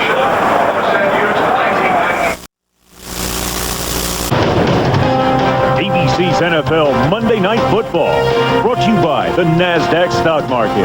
The NASDAQ Composite Index closed today at 1629.98, up 36.37 points. Back in Kansas City, and the game has been halted for about 5 or 6 minutes at this point as they attend to Ted Popson. Saw Jeff Criswell, number 69, giving a thumbs-up sign. There's Holmes, and he's in the grass of his home when Donnell Wolford hits him and catches his helmet right on his nose guard. And remarkably, he held on to the football. Yeah, that's what's amazing is he kept possession. And I hope that Jeff Criswell looked like he was flashing it up to maybe some people up in the stands. So, you know, hopefully that's some good news. This was just a couple moments ago during the timeout. Marty Schottenheimer talking to Bill Cowher, student, mentor. And great friends. And 2 peas in a pod. Yeah, 2 guys from Western Pennsylvania. They're from the same area, and it was Marty who hired Bill, and Cowher spent 7 years as an assistant coach on his staffs at Cleveland and here.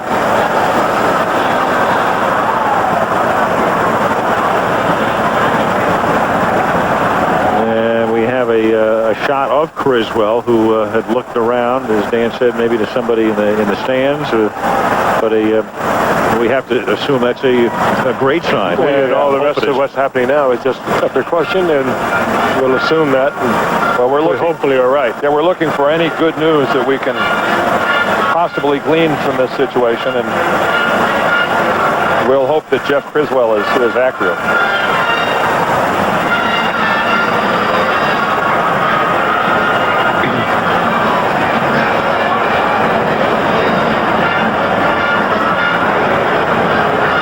Greg Lloyd discussing things with Dave Zott.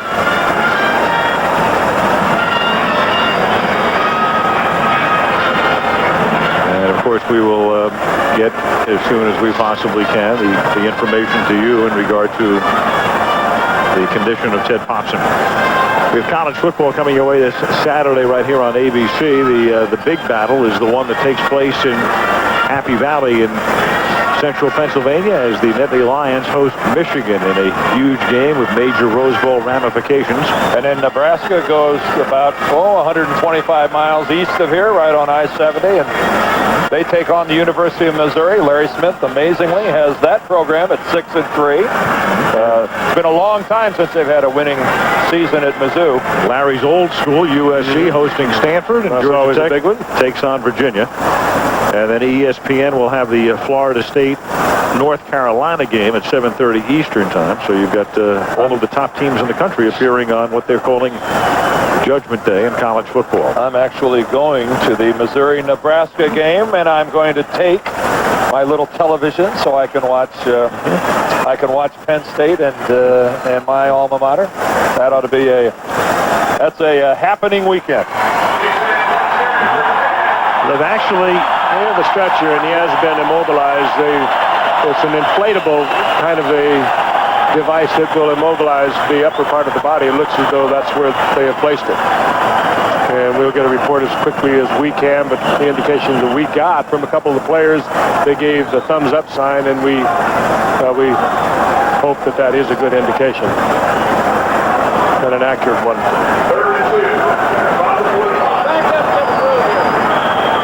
So we will get the report on Ted Popson now as the game is going to resume. The situation is this. It is a 3rd down and 2 for the Kansas City Chiefs at the Pittsburgh 45-yard line, with Kansas City leading 13-10 early in the 3rd quarter. And on 3rd and a deuce, they give it to Vanover on an end around. Tamarick, always dangerous, has a 1st down, taking it to the 35-yard line. Tackled by Kevin Henry. And that is a big-time blocking on that one, boy. And that's a smart call by Paul Hackett after a lengthy timeout like that to run some type of a misdirection, because you know that the defense is not going to be as focused as they possibly could be after almost a 10-minute layoff. That's a very smart call. Steve Conlon was just wiped out by Will Shields, the pulling guard. 10-yard gain and the 1st down for the Chiefs at the Steelers' 35-yard line. Gorbach buys time with a fake. Wide open is Gonzalez, and the tight end with a 1st down to the 13-yard line. So in the absence of Popson, as they wheel him up the runway, the kid out of California at the age of 21, their #1 draft choice, is going to have to see a lot more action. Well, he made a move, just a simple one, right downfield. We'll follow him down. Right there, the coverage was Myron Bell, the strong safety, but he broke away from that coverage, got a little space, and Gorbach was right there with the ball. And you saw something right there, that even though the guy is 245 pounds, he can run. Bell was not able to close on him. That's the type of speed that Gonzalez has, the athleticism that we talked about. Myron Bell spotted him a couple yards and was not able to close the distance. The game clock should read 11:47. So they're going to run off another 10 seconds. And KC will have a 1st down at the, you're welcome, at the 12-yard line. Well, you didn't reset the clock. Well, I'm just, I'm Pavlov's dog. Somebody says, thank you, I say, you're welcome. Your mom would be so proud. Oh, she would be. At the 12-yard line, Greg Hill picks up a couple, taking it to the 10. Earl Holmes in on the stop. Chiefs once again working on the clock, content to pound it out. Very effective running game in the first half, 114 yards against the #1 defensive team in the National Football League against the rush. And look how Elvis Gorbach completes passes in the red zone, 67%. That goes with this offense.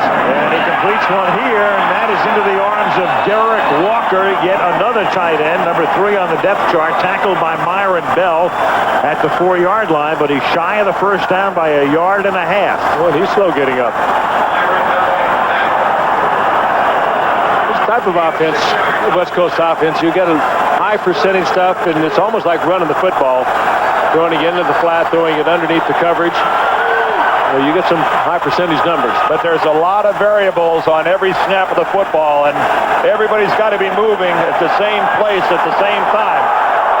3rd down, short 2, out of the eye. Marcus Allen. He has to get to the 2.5. Well, he didn't. Earl Holmes stops him. He picked up that 1st yard just fine, but that 2nd one, he was repelled.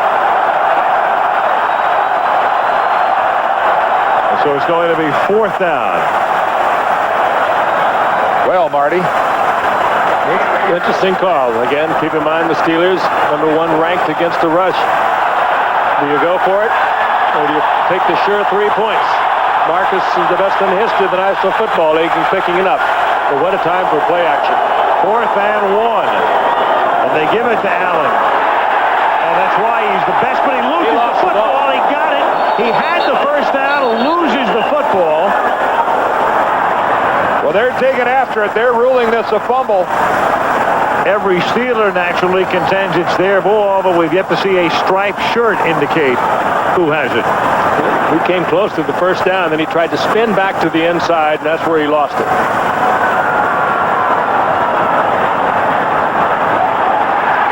Gerbach says we've got it. Well, no official said anything yet. Gerbach has said, but even if they have possession, do they have it good enough for a first down? Kansas City has recovered the ball. But did they get the first?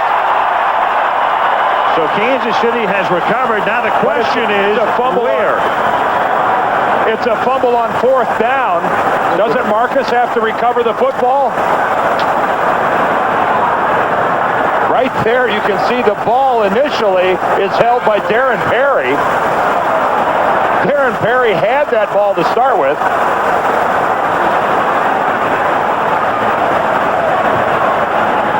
They're going to spot it, well, very close to a first. I mean, they're going to have to bring the chains in. The ball was fumbled on fourth down. However, it went backwards, so the ball is dead at the spot of recovery. It is Kansas City's ball. If the fumble forward, only Marcus Allen can recover. But it goes backwards, is Marcus. That's a heck of a determination whether the ball went forward or backwards. That's not easily done. Well, they might have lost the first down, though. And he lost the first down.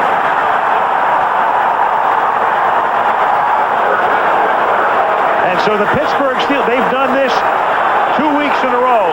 Last week, they did it to Jacksonville, and it turned the game around because they then went the length of the field, 98 yards. The man that made the big play a week ago was Greg Lloyd. And a week ago, we saw Green Bay do it to New England. And go 99 yards. And that turned that game around. Sure did. So it's 13-10, and after the goal line stand of the Pittsburgh Steelers and the crowd roaring to jam the signals, Stewart to the 2. Bettis gives them breathing room. Now to the 6. Boy, we haven't given Bettis a call in a long time. Well, you had halftime, you had the Kansas City possession, you had the lengthy timeout because of the injury to Popson. And you're right, the Steelers did nothing offensively in the second quarter. It has been a long time since the Steelers have tried to establish a running game. 2nd and 6 from the 7. 9 minutes to go, third quarter. Chiefs lead by 3. The bus again. And Jerome is able to angle his way close to a first down. Reggie Tongue with this tackle. Mild head trauma is the initial report on Popson. Soreness in his neck. Taken off as a precaution is the word we're getting from downstairs. And that's a good report to get initially. You like the use of the word mild. Yes. Yeah, we will continue to follow that, too. That was a nifty piece of running by Bettis to get it down to a 3rd and 2. This could have been a 3rd and 5 or 6. Out of the shotgun. Inside handoff. Great call. George Jones up to the 15-yard line. The rookie from San Diego State. Great call because it was a blitz and they had the draw blocking on and they picked it up beautifully. Hey, how complete a player is George Jones? Normally, Chan Gailey and any other offensive coordinator gets a rookie out of the game on 3rd down because of the complexities of playing in a spread offense on 3rd down. George Jones is their 3rd down back as a rookie. That takes a lot of heads-up, smart football. And Will Wolford in the game. In fact, a good block on that last play to help spring him at left guard. Stewart flushed out. A trio of Chiefs had him in a triangle, and the pass to Bettis is complete, but for a loss, and a flag is down. A personal foul. Ooh, we got roughing the passer against Kansas City after the ball was thrown.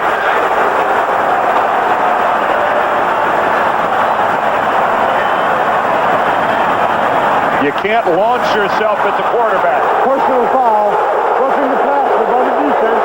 Number 58.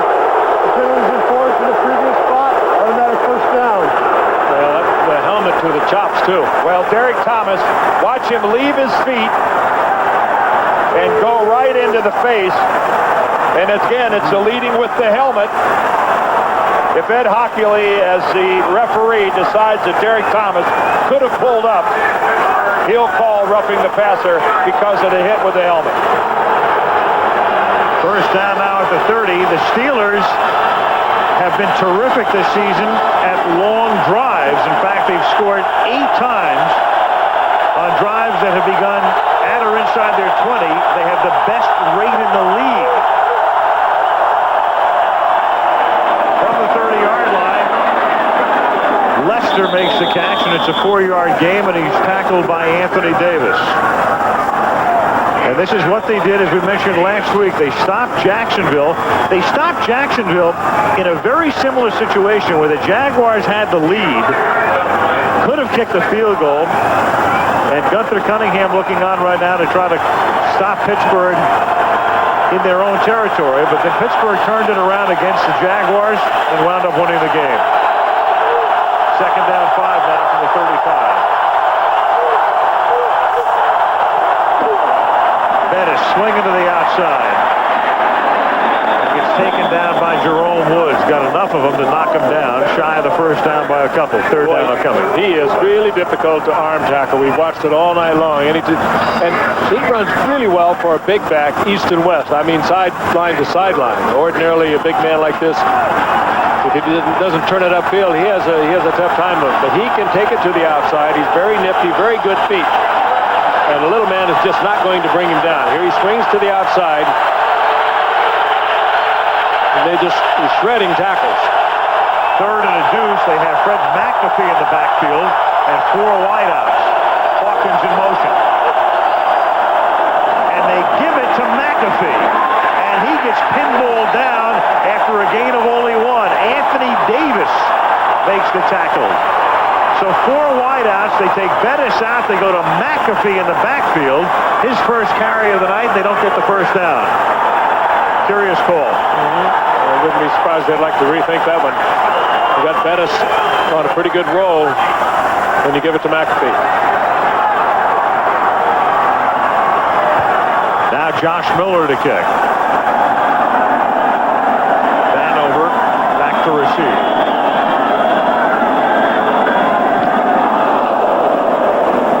Footer sends one down to Vanover, falls it into the 14 and tackled immediately by the rookie Chad Scott, their #1 draft choice, the cornerback out of Maryland. Great coverage right there. Pinning the Chiefs deep. 5:07 left in the third. Kansas City up by 3.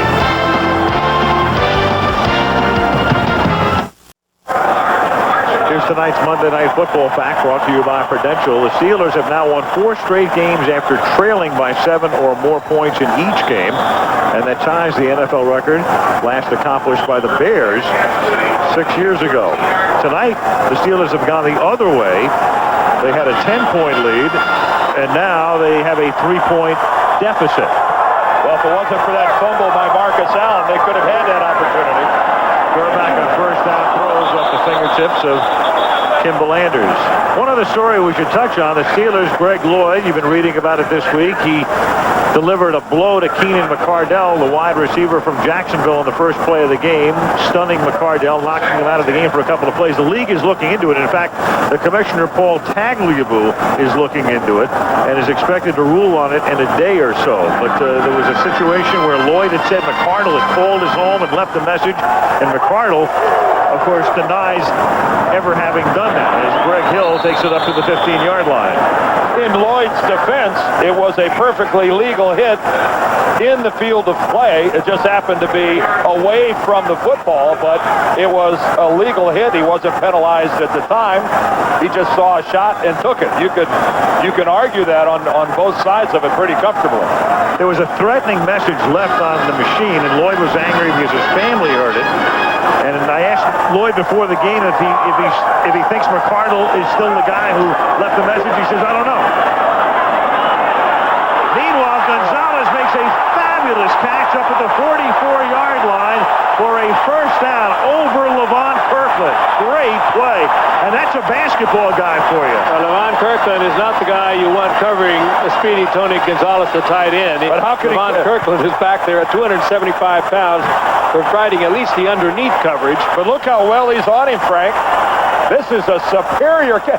Kirkland is all over it. Up for the rebound. Yes. Well, it's not that Levon Kirkland is used to working in that area downfield.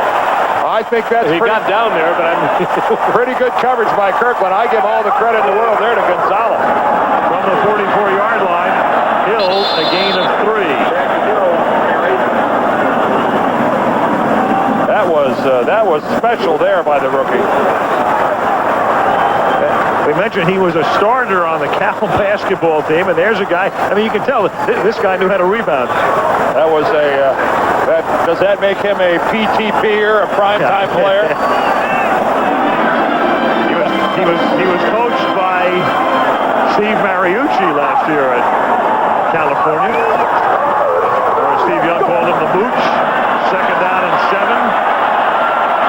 Quarterback on the run, throws, and that's a nice catch by Kimball Anders for a first down at the Pittsburgh 44. That's more than that. That's a great catch. Kimball Anders, who leading receiver a year ago, very versatile out of the backfield.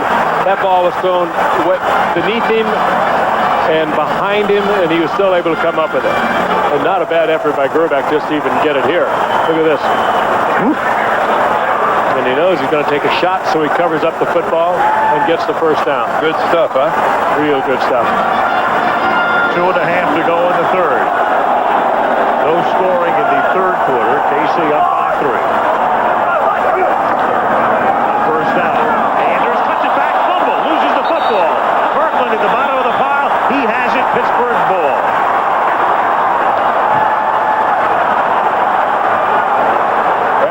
Sudden, the Chiefs running back being very generous in spitting the ball over to the Steelers.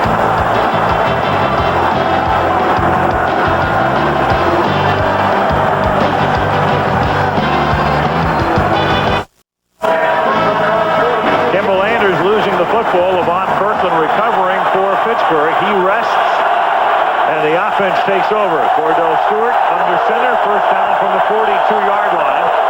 Late in the third quarter. Bettis swings to the outside and gets hog-tied at the 47, and there's a marker down. It's holding Pittsburgh. Blitz was on by Kansas City, and they were coming from everywhere, and somebody came up with the hold. There was a hog tie, and then there was another hog. Holding by the offense, number 87. 10-yard penalty, receive first down. This was hog tie A, I believe. The right city for hog tying. Well, the bus was stopped on that play because of holding. Mark Bruner. Yep. Mark Bruner, the holder on that. In fact, Mark was drafted in the first round in '95, the same draft in which Cordell Stewart was taken in the second round. Out of the University of Washington, Bruner's caught 9 balls this year, 4 of them for touchdowns. And Brendan Stein, their starting right guard, was a third-round draft choice in '95. Not bad. First down at 20 now after the holding call. And Stewart hit as he throws, and the pass is short, incomplete, intended for Yancey Thigpen.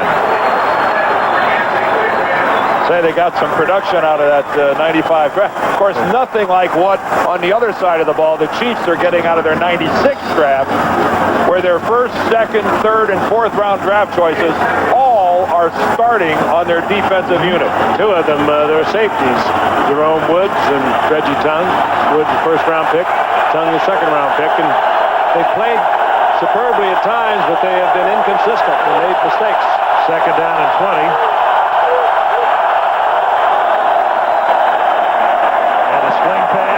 Called in by Bettis. And when you talk about drafting and trading, and Bettis came in a trade and picking up free agents, the reason these two teams have been so successful, you look at the front office and what's been done. And in Pittsburgh's case, a guy like Tom Donahoe, with all the changes they've had, and O'Donnell gone, and Rod Woodson gone, and Chad Brown gone, they keep plugging in the new parts. And could any general manager operate with a lower profile than Tom Donahoe? Exactly. Nobody knows who he is. You look at the press guide, he's not even in it. But he's terrific. On the other side, Carl Peterson and his group in Kansas City. This team getting, and there's Carl, the president of the team, year after year, going to postseason. 3rd and 13 from the 39. And Stewart hit from behind by Donnie Edwards as he releases. The class of 96. He was a 4th round pick last year for the Kansas City Chiefs. The other one, we mentioned the 2 safeties, John Browning, the 3rd round pick, the defensive end.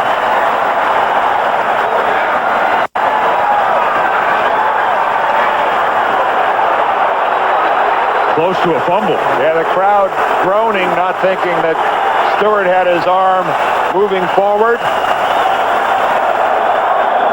But even had it been a fumble, it would have been their ball as it went out of bounds. And Josh Miller the punt. Angles it to the near side. Vanover picks it up on a hop at the 15. And steps out of bounds at the 25. You make the call as we look at that play again. Was his arm coming forward or not? Academic right now. Coming at us. 50-50. I won't make the call.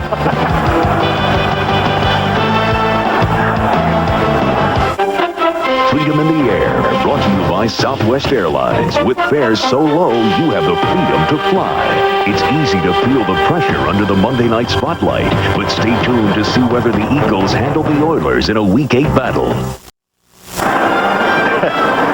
The cool zone in Kansas City. I don't think you need fans tonight. I think there's some heating elements in there. And I wish that thing was pointed our direction. It is a first down at the 25-yard line as Elvis Gerbach has that tip and almost picked off. Donnell Wolford was there. The pass was intended for Dana Hughes. And if Wolford doesn't trip going over the top of Hughes, he may have a shot at intercepting that thing. Meanwhile, we can tell you that the report on Ted Thompson, he's being x-rayed, but he is moving and he is alert. And that is the report from downstairs. Kevin Henry is the guy who got his hand on that last pass. Second down and 10 from the 25-yard line. Marcus Allen, 8-yard gain, tackled by Kevin Henry at the 33-yard line. Great schedule. This year, it's been a fabulous schedule for us. 4 games have gone down to the wire. Next week, we go to Philadelphia. Critical game for the Eagles coming off their loss yesterday to the Cardinals, and the 49ers are blazing hot. 8 in a row, including yesterday's win against the Cowboys. San Francisco is Philadelphia next Monday night.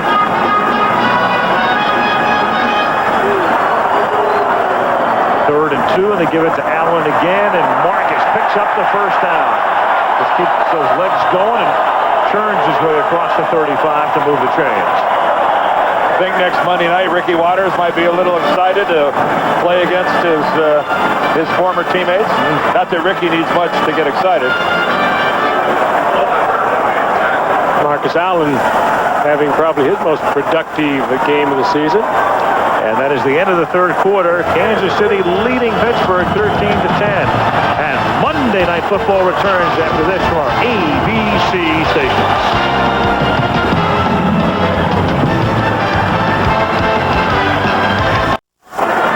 And we're back in Kansas City. You get the idea? Yep, it's a little cool tonight. Unseasonably cool. Kansas City has it as we start the fourth quarter. First down from the 36-yard line, and Gerbach throws to a wide open Andre Rison for a first down at the Pittsburgh 45-yard line. Steelers had a kind of sophisticated stunt with their linemen up front, and Kansas City picked it up beautifully. They came with the blitz, came with some deals, and they picked it up, and Gerbach stepped up and fired the ball into Andre Rison. This time, Rison opened probably for the first time tonight. They've been covering him with 2 and sometimes 3 people, taking him out of the game. That's Andre's 4th catch. Here comes the blitz. It's picked up nicely, but then Marcus Allen trips in the backfield, and Earl Holmes makes it official.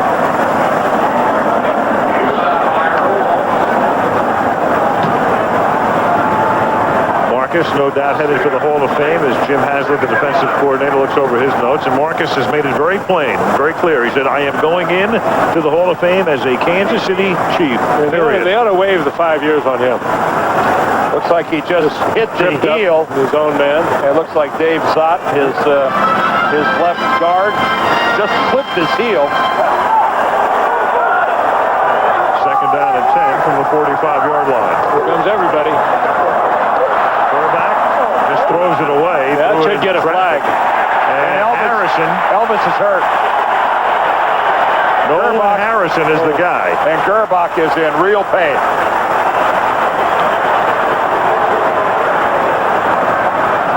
Rich Gannon is the backup quarterback. They're calling intentional grounding against Gerbach. Well, there's no question about that. The question now is how seriously is he injured? Well, see, this is a case that no matter how far back he dropped, he's still technically in the quote-unquote pocket because he's between the tackles. In that case, you just cannot throw the football away, and unable to protect himself, driven into the ground by Harrison. Intentional grounding by the quarterback. 10-yard penalty on the spot of the pass. Loss of down. Brings up third down. Proper call by Ed Hockley, the referee. Rich Gannon is loosening up, and no matter what Gerbach's condition, even if he's able to continue and he gets up, he'll have to come out for at least a play. Gannon has not thrown a pass this season, but he'll be coming in the fourth quarter.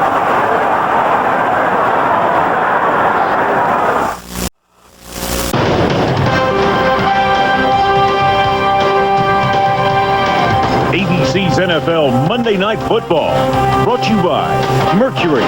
Go ahead, imagine yourself in a Mercury. Sprint PCS, Sprint Monday nights, they're free and clear.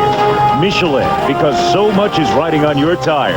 And Motrin IB, prescription proven power. The crowd giving Gerbach a hand. You see them holding his left arm to his body. The shame of it all for Elvis is it's the act of throwing the football away that leaves him exposed as he's unable to protect himself and gets driven into the ground. If he's still holding a football, Frank, he's much better able to protect himself. Came right down on that left elbow, which will drive that forearm, the upper arm, right into the shoulder, and that's what they're looking at. He is just unable to move anything on the left side there. You know, Gannon has not thrown a ball this season. He hasn't thrown a pass. He played in one game briefly against San Diego, and he inherits a 3rd and 22. And he dumps one off over the middle. It is caught by Kimball Anders, and he takes it to the 49, and now they're forced to kick. So Rich Gannon, who's been around a long time, and they work on Elvis Gerbach, and Pittsburgh about ready to get the ball again as Louis Aguiar comes in to punt. And now the game of field position becomes extremely important for Kansas City's defense as a tremendous amount of pressure is now placed on them to protect this 3-point lead. Louis Aguiar floats one that bounces at the 20-yard line and rolls out of bounds at the 9. Well, Aguiar did his part. And now Gerbach is ushered back. We'll get a report. Pittsburgh gets it deep in Steeler territory.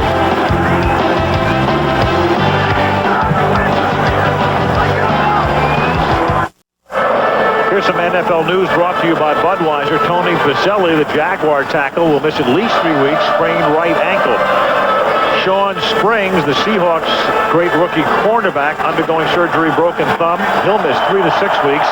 Heath Schuler starts at quarterback for the Saints at Oakland on Sunday, probably because Mike Ditka couldn't find Jim McMahon. I doubt that was an extensive search. At the 9-yard line, on first down, Cordell Stewart hits Courtney Hawkins. He makes the catch up at the 24-yard line, and he's tackled by Reggie Tugg. Steelers have struggled through much of the second quarter, through the third quarter, and it's been the good news for them is they're only 3 points down. The bad news, they've just, until this completion here, have been able to generate very little on offense whatsoever. First and 10 at the 24-yard line. Here's Bettis and Jerome, who is over a Gets knocked down at the 36, so he's second in the league in rushing. Started the night in third, behind only Terrell Davis of the Broncos. When he comes to a gaping hole like that at the line of scrimmage, the defensive backs, they just have to shudder a little bit. So they are going to need a load in Jerome Bettis. Well, let's face it right now, there's a bit of a psychological edge on the side of the Steelers. They know they've knocked the opposing team's quarterback out of the game. They're trailing. Talk about incentive. From the 37-yard line. On a roll, Stewart nimbly steps away. And then nimbly steps out of bounds at the 40-yard line. Gains 3. What a superb athlete. Vaughn Booker was the Kansas City player that had both arms wrapped around Stewart. Or at least thought he did. Yeah, well, he's smiling. How could I do that? Well, he had him nice little fake by Cordell to act like he's going to throw the ball. And this is the 90s version of give him a leg and take it away. There it is right there. Now watch it. Now Cordell Stewart maybe a few weeks ago would have tried to force that ball into a receiver. He didn't do it. He picked up the gain. Conservative. Didn't risk the interception. He's learning every game, every play. 2nd and 6 up to the 41-yard line. The bus again. Turns the corner, and he's close to 100 yards now as Donnie Edwards forces him out of bounds at the 44-yard line. It has to be so surprising for a defender to see a man of Jerome Bettis' size get to the corner and actually pressure contain as easily as he does. Well, that's what we're seeing on almost every occasion. He's so big, you underestimate his speed and his quickness, and they wind up arm tackling him, and that's almost impossible. I remember when Otis Anderson first came into the league.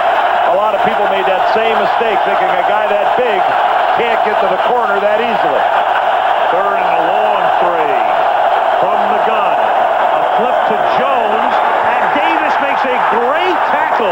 Davis was able to fight off Dermonte Dawson and prevent Pittsburgh from getting a first down. Terrific defensive effort there by Davis. It looked like Dawson actually knocked Davis right into the... He actually had a good block on Davis. What a play. So Jones tried to take it to the outside, and Davis was right there.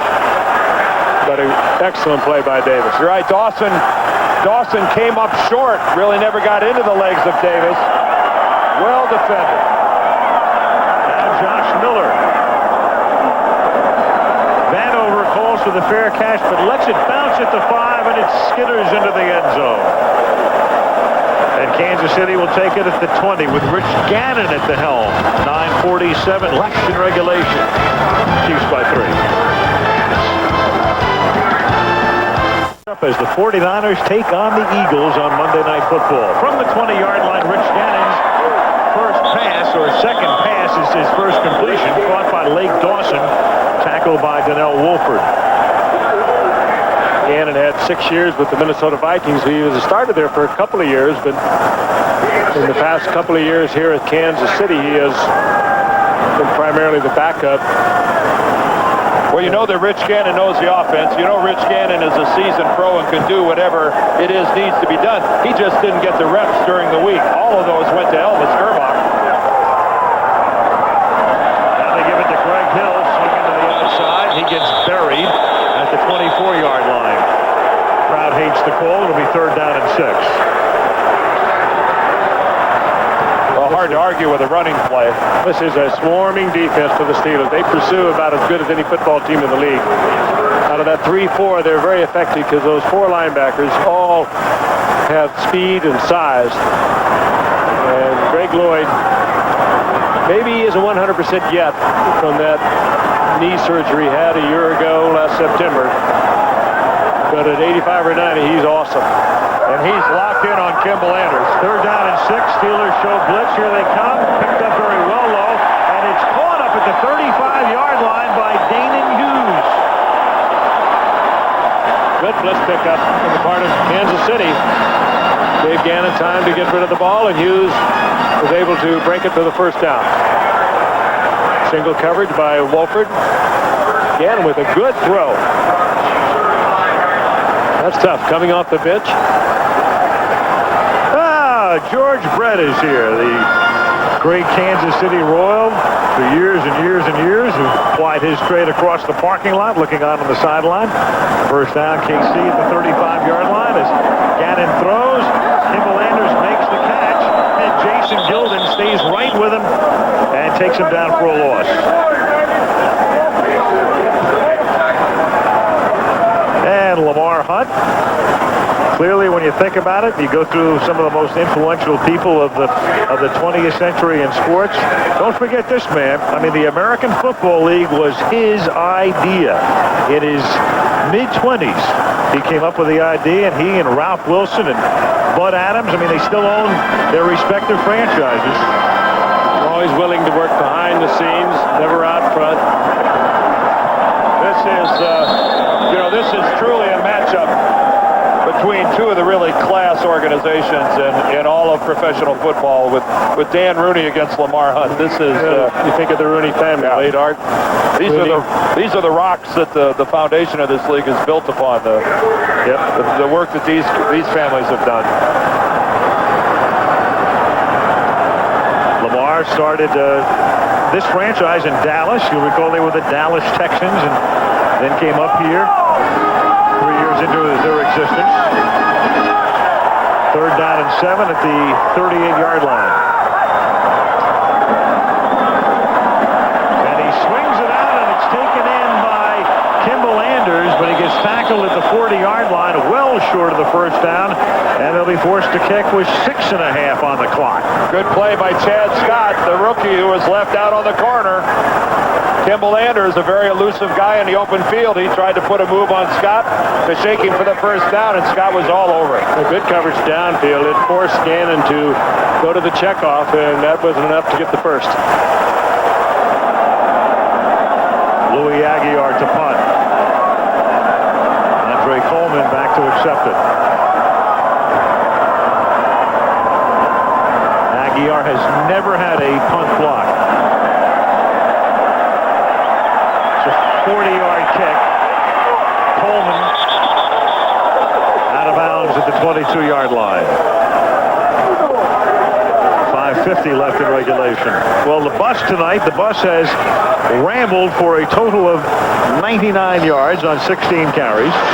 Jerome is now second in the league. It almost looked like a greyhound. Yes. But just look at the way this game has changed. He had 60-some yards in the first quarter. It looks early on in this ball game that Jerome Bettis would have no problem reaching 100 yards almost prior to halftime. 68 yards in the first quarter, only 31 in the entire rest of the game to this point. At the 23-yard line, first down. There's been no scoring in the second half. And that's caught by Hawkins.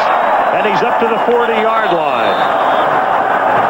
With Charles Johnson gone, Yancey Thigpen has picked up the slack, at least in the past couple of weeks, but they've corralled him tonight.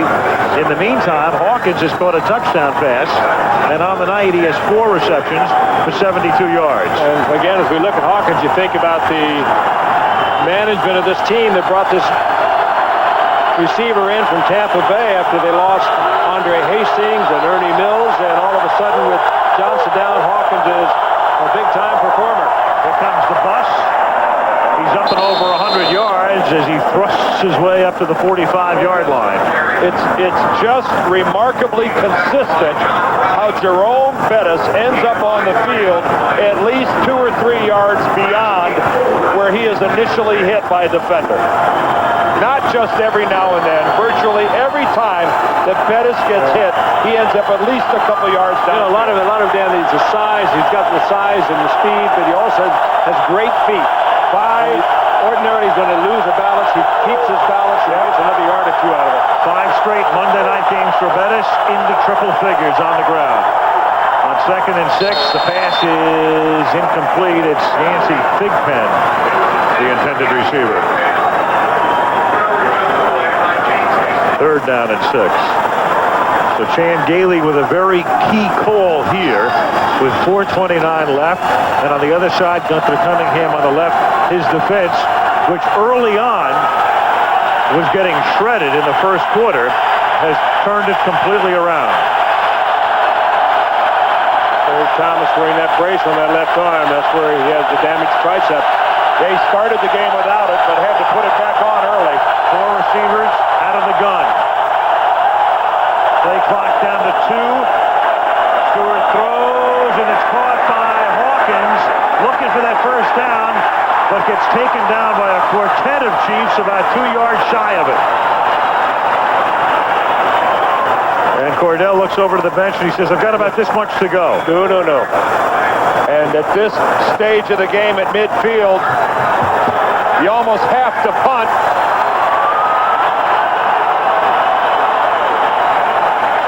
Well, you have all of your timeouts and you have the 2-minute warning, so you know as you're going to give the ball away, you can stop the clock 4 times. And they have their backup quarterback that will be trying to run the clock out for them.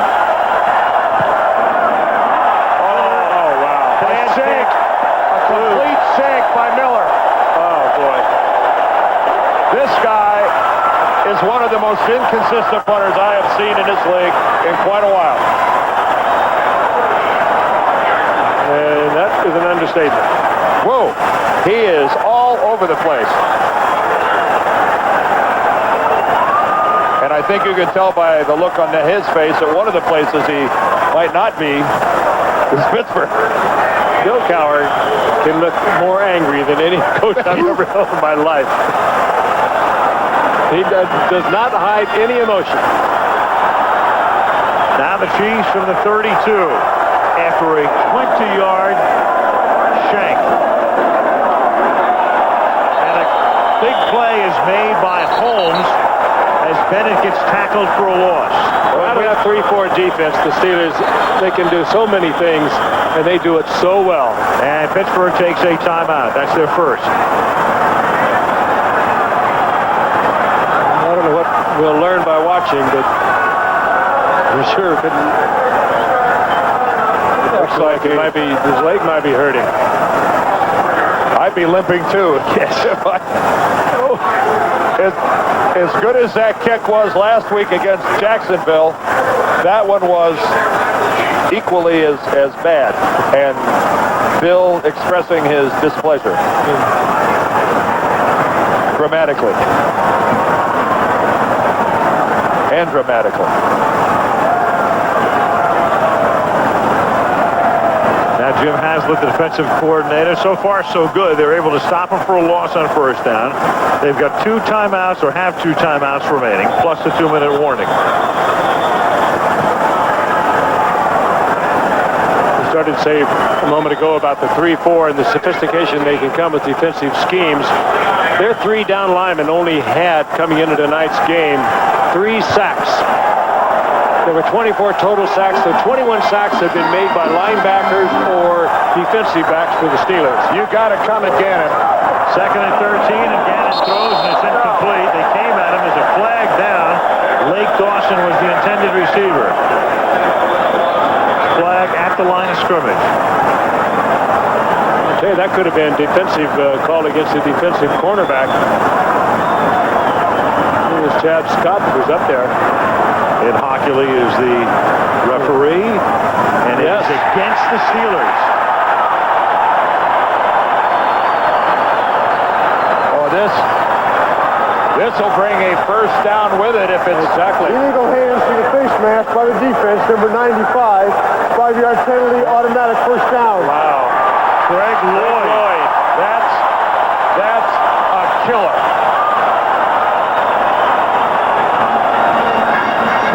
Greg Lloyd lines up on the edge of the formation. He's the bottom Steeler. He's trying to chuck the tight end coming off, and you saw he had his hand caught up in the face mask. Boy, he didn't exactly give it a yank or anything. It was there. It was Derek Walker with the hands to the face. Lloyd costing them a first down, and now it's Donnell Bennett, and this is what they did last week against St. Louis. Power says, I need a timeout, give it to me now. But last week, as they chewed up the clock and ran it out in St. Louis, they went to Bennett, and he did the job over the last 5 minutes of the game. Now, of course, Cowers pinned himself into the corner where he takes another timeout here, and if the Chiefs get a first down, they can come pretty close to running the clock out. Well, he's betting on his defense at this point, Al. Boy, what a critical call against Greg Lloyd with that hands to the face. It wasn't there for long, but it was there. And, geez, you just know how awful he feels right now giving Kansas City a mandatory first down with that penalty. Well, he's out on the corner right where he's exposed, and he got the hand on the mask. And you know the field judge downfield is responsible for watching the tight end release. The right hand right there goes to the face mask. Well, he did. Yep, his helmet. He had it long enough. There's no way the field judge, who zeroed in on those two players, isn't going to make that call. Exactly. 2nd and 2 from the 41-yard line. Bennett again. First down to the Pittsburgh 44-yard line. The Steelers have their run blitz on. Bennett moved to the outside. Not only gets the first down, but big yardage. You can get hurt when you run blitz. Well, you got a great block at the point of attack by the tight end. Then you got a good block by the wide receiver. Lloyd gets pinned to the inside. Then the wide receiver to that side makes a key block. Here's the block right here by Gonzalez. And then there comes the wide receiver, Lake Dawson. He makes the block on Perry. That's just excellent execution by the Chiefs. 174 yards on the ground for the Chiefs tonight against the league's #1 run defense. And Marcus Allen picks up one more. It's the most yardage as Cowher calls a timeout. The Steelers have yielded on the ground since the first game of the '94 season. That's the last timeout. It'll stop at the 2-minute warning. Again, if you came here just within the last 15-20 minutes, Elvis Gerbach removed from the field with some type of an injury to his left shoulder, his left arm, and Rich Gannon has had to take over. Look down at Arrowhead Stadium. Goodyear providing the aerial photography tonight in what is, at the moment anyway, the happy home of the Kansas City Chiefs, who are a couple of minutes away from going to a mark of 7-2. The ESPN Sunday night game features the Steelers as they go home to take on the Baltimore Ravens. And then Monday night football from across Pennsylvania on Monday night as we go to Philadelphia for the Eagles against the 49ers.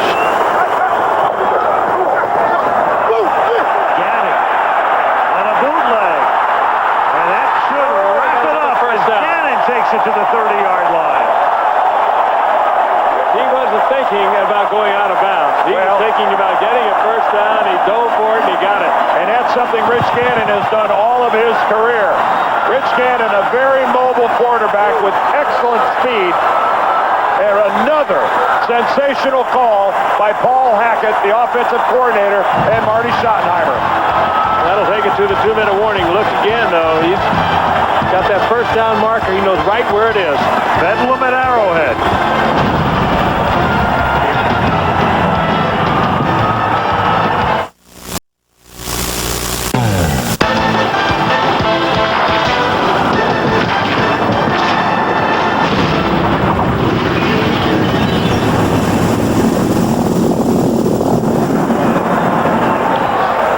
Cast your Pro Bowl ballot for your favorite players. Go to the Pro Bowl balloting area at Team NFL on America Online. Keyword ABC Sports. Pro Bowl balloting, and we will be in Honolulu for the Pro Bowl on the first Sunday in February. Rich Gannon coming up with a big play, and they can pretty much run the clock out now, and you have to wonder about Elvis Gerbach, who was taken away with the injured left shoulder. Kansas City will go to Jacksonville next week, and then they'll be home to Denver.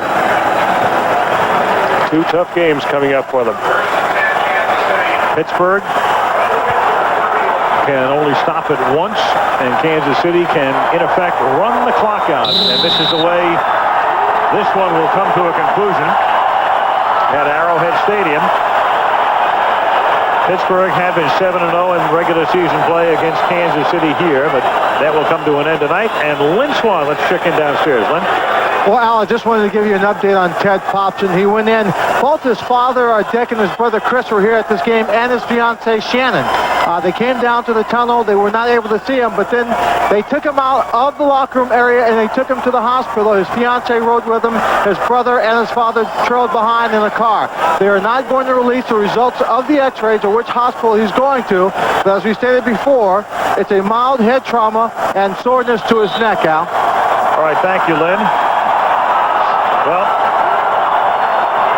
we wish the best, obviously, for Ted. Ken Wolf has produced Monday Night Football, as he has over the past 12 years so brilliantly, directed by Craig Janoff, Joey Chavo, our technical director, along with our associate producer, Ben Harvey. Jaime Bravo is our AD, as they say in the trade. Bob Simon, Floyd Phipps, and Hal Schmitz helping to send the sights and sounds out. Chris Pfeiffer and Bill Boland, the assistants to the producer, and Steve Hurt, our illustrious director of information. Ken Bauer up here in the booth with us. George Hill, our statistician, and spotting as always by the incomparable Malibu, Kelly Hayes. Rich Gannon with a kneel down. 78,000 in full throat. And Marty Schottenheimer took up a little mini bath there because his team is now 7-2. Carl Peterson congratulates him. And the Pittsburgh Steelers will go home with a mark of 6-3. Kansas City goes to 7-2 to stay a game back of Denver. A scoreless second half. Marty with a tomahawk chop and a victory. 13-10.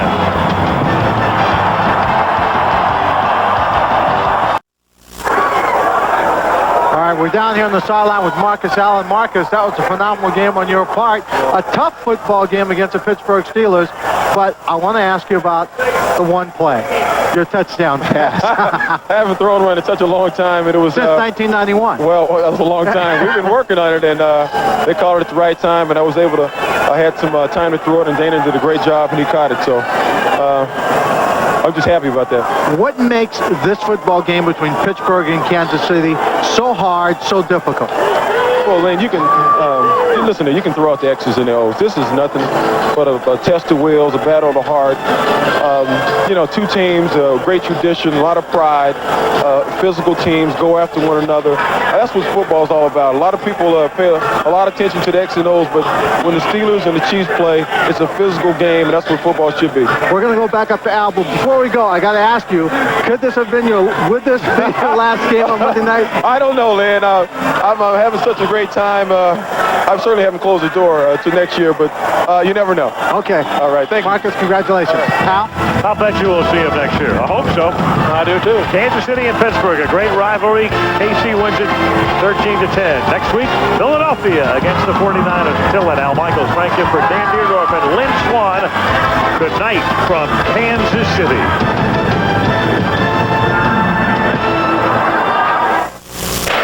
Saturday is Judgment Day on ABC's college football. Number 4 Michigan takes on number 3 Penn State.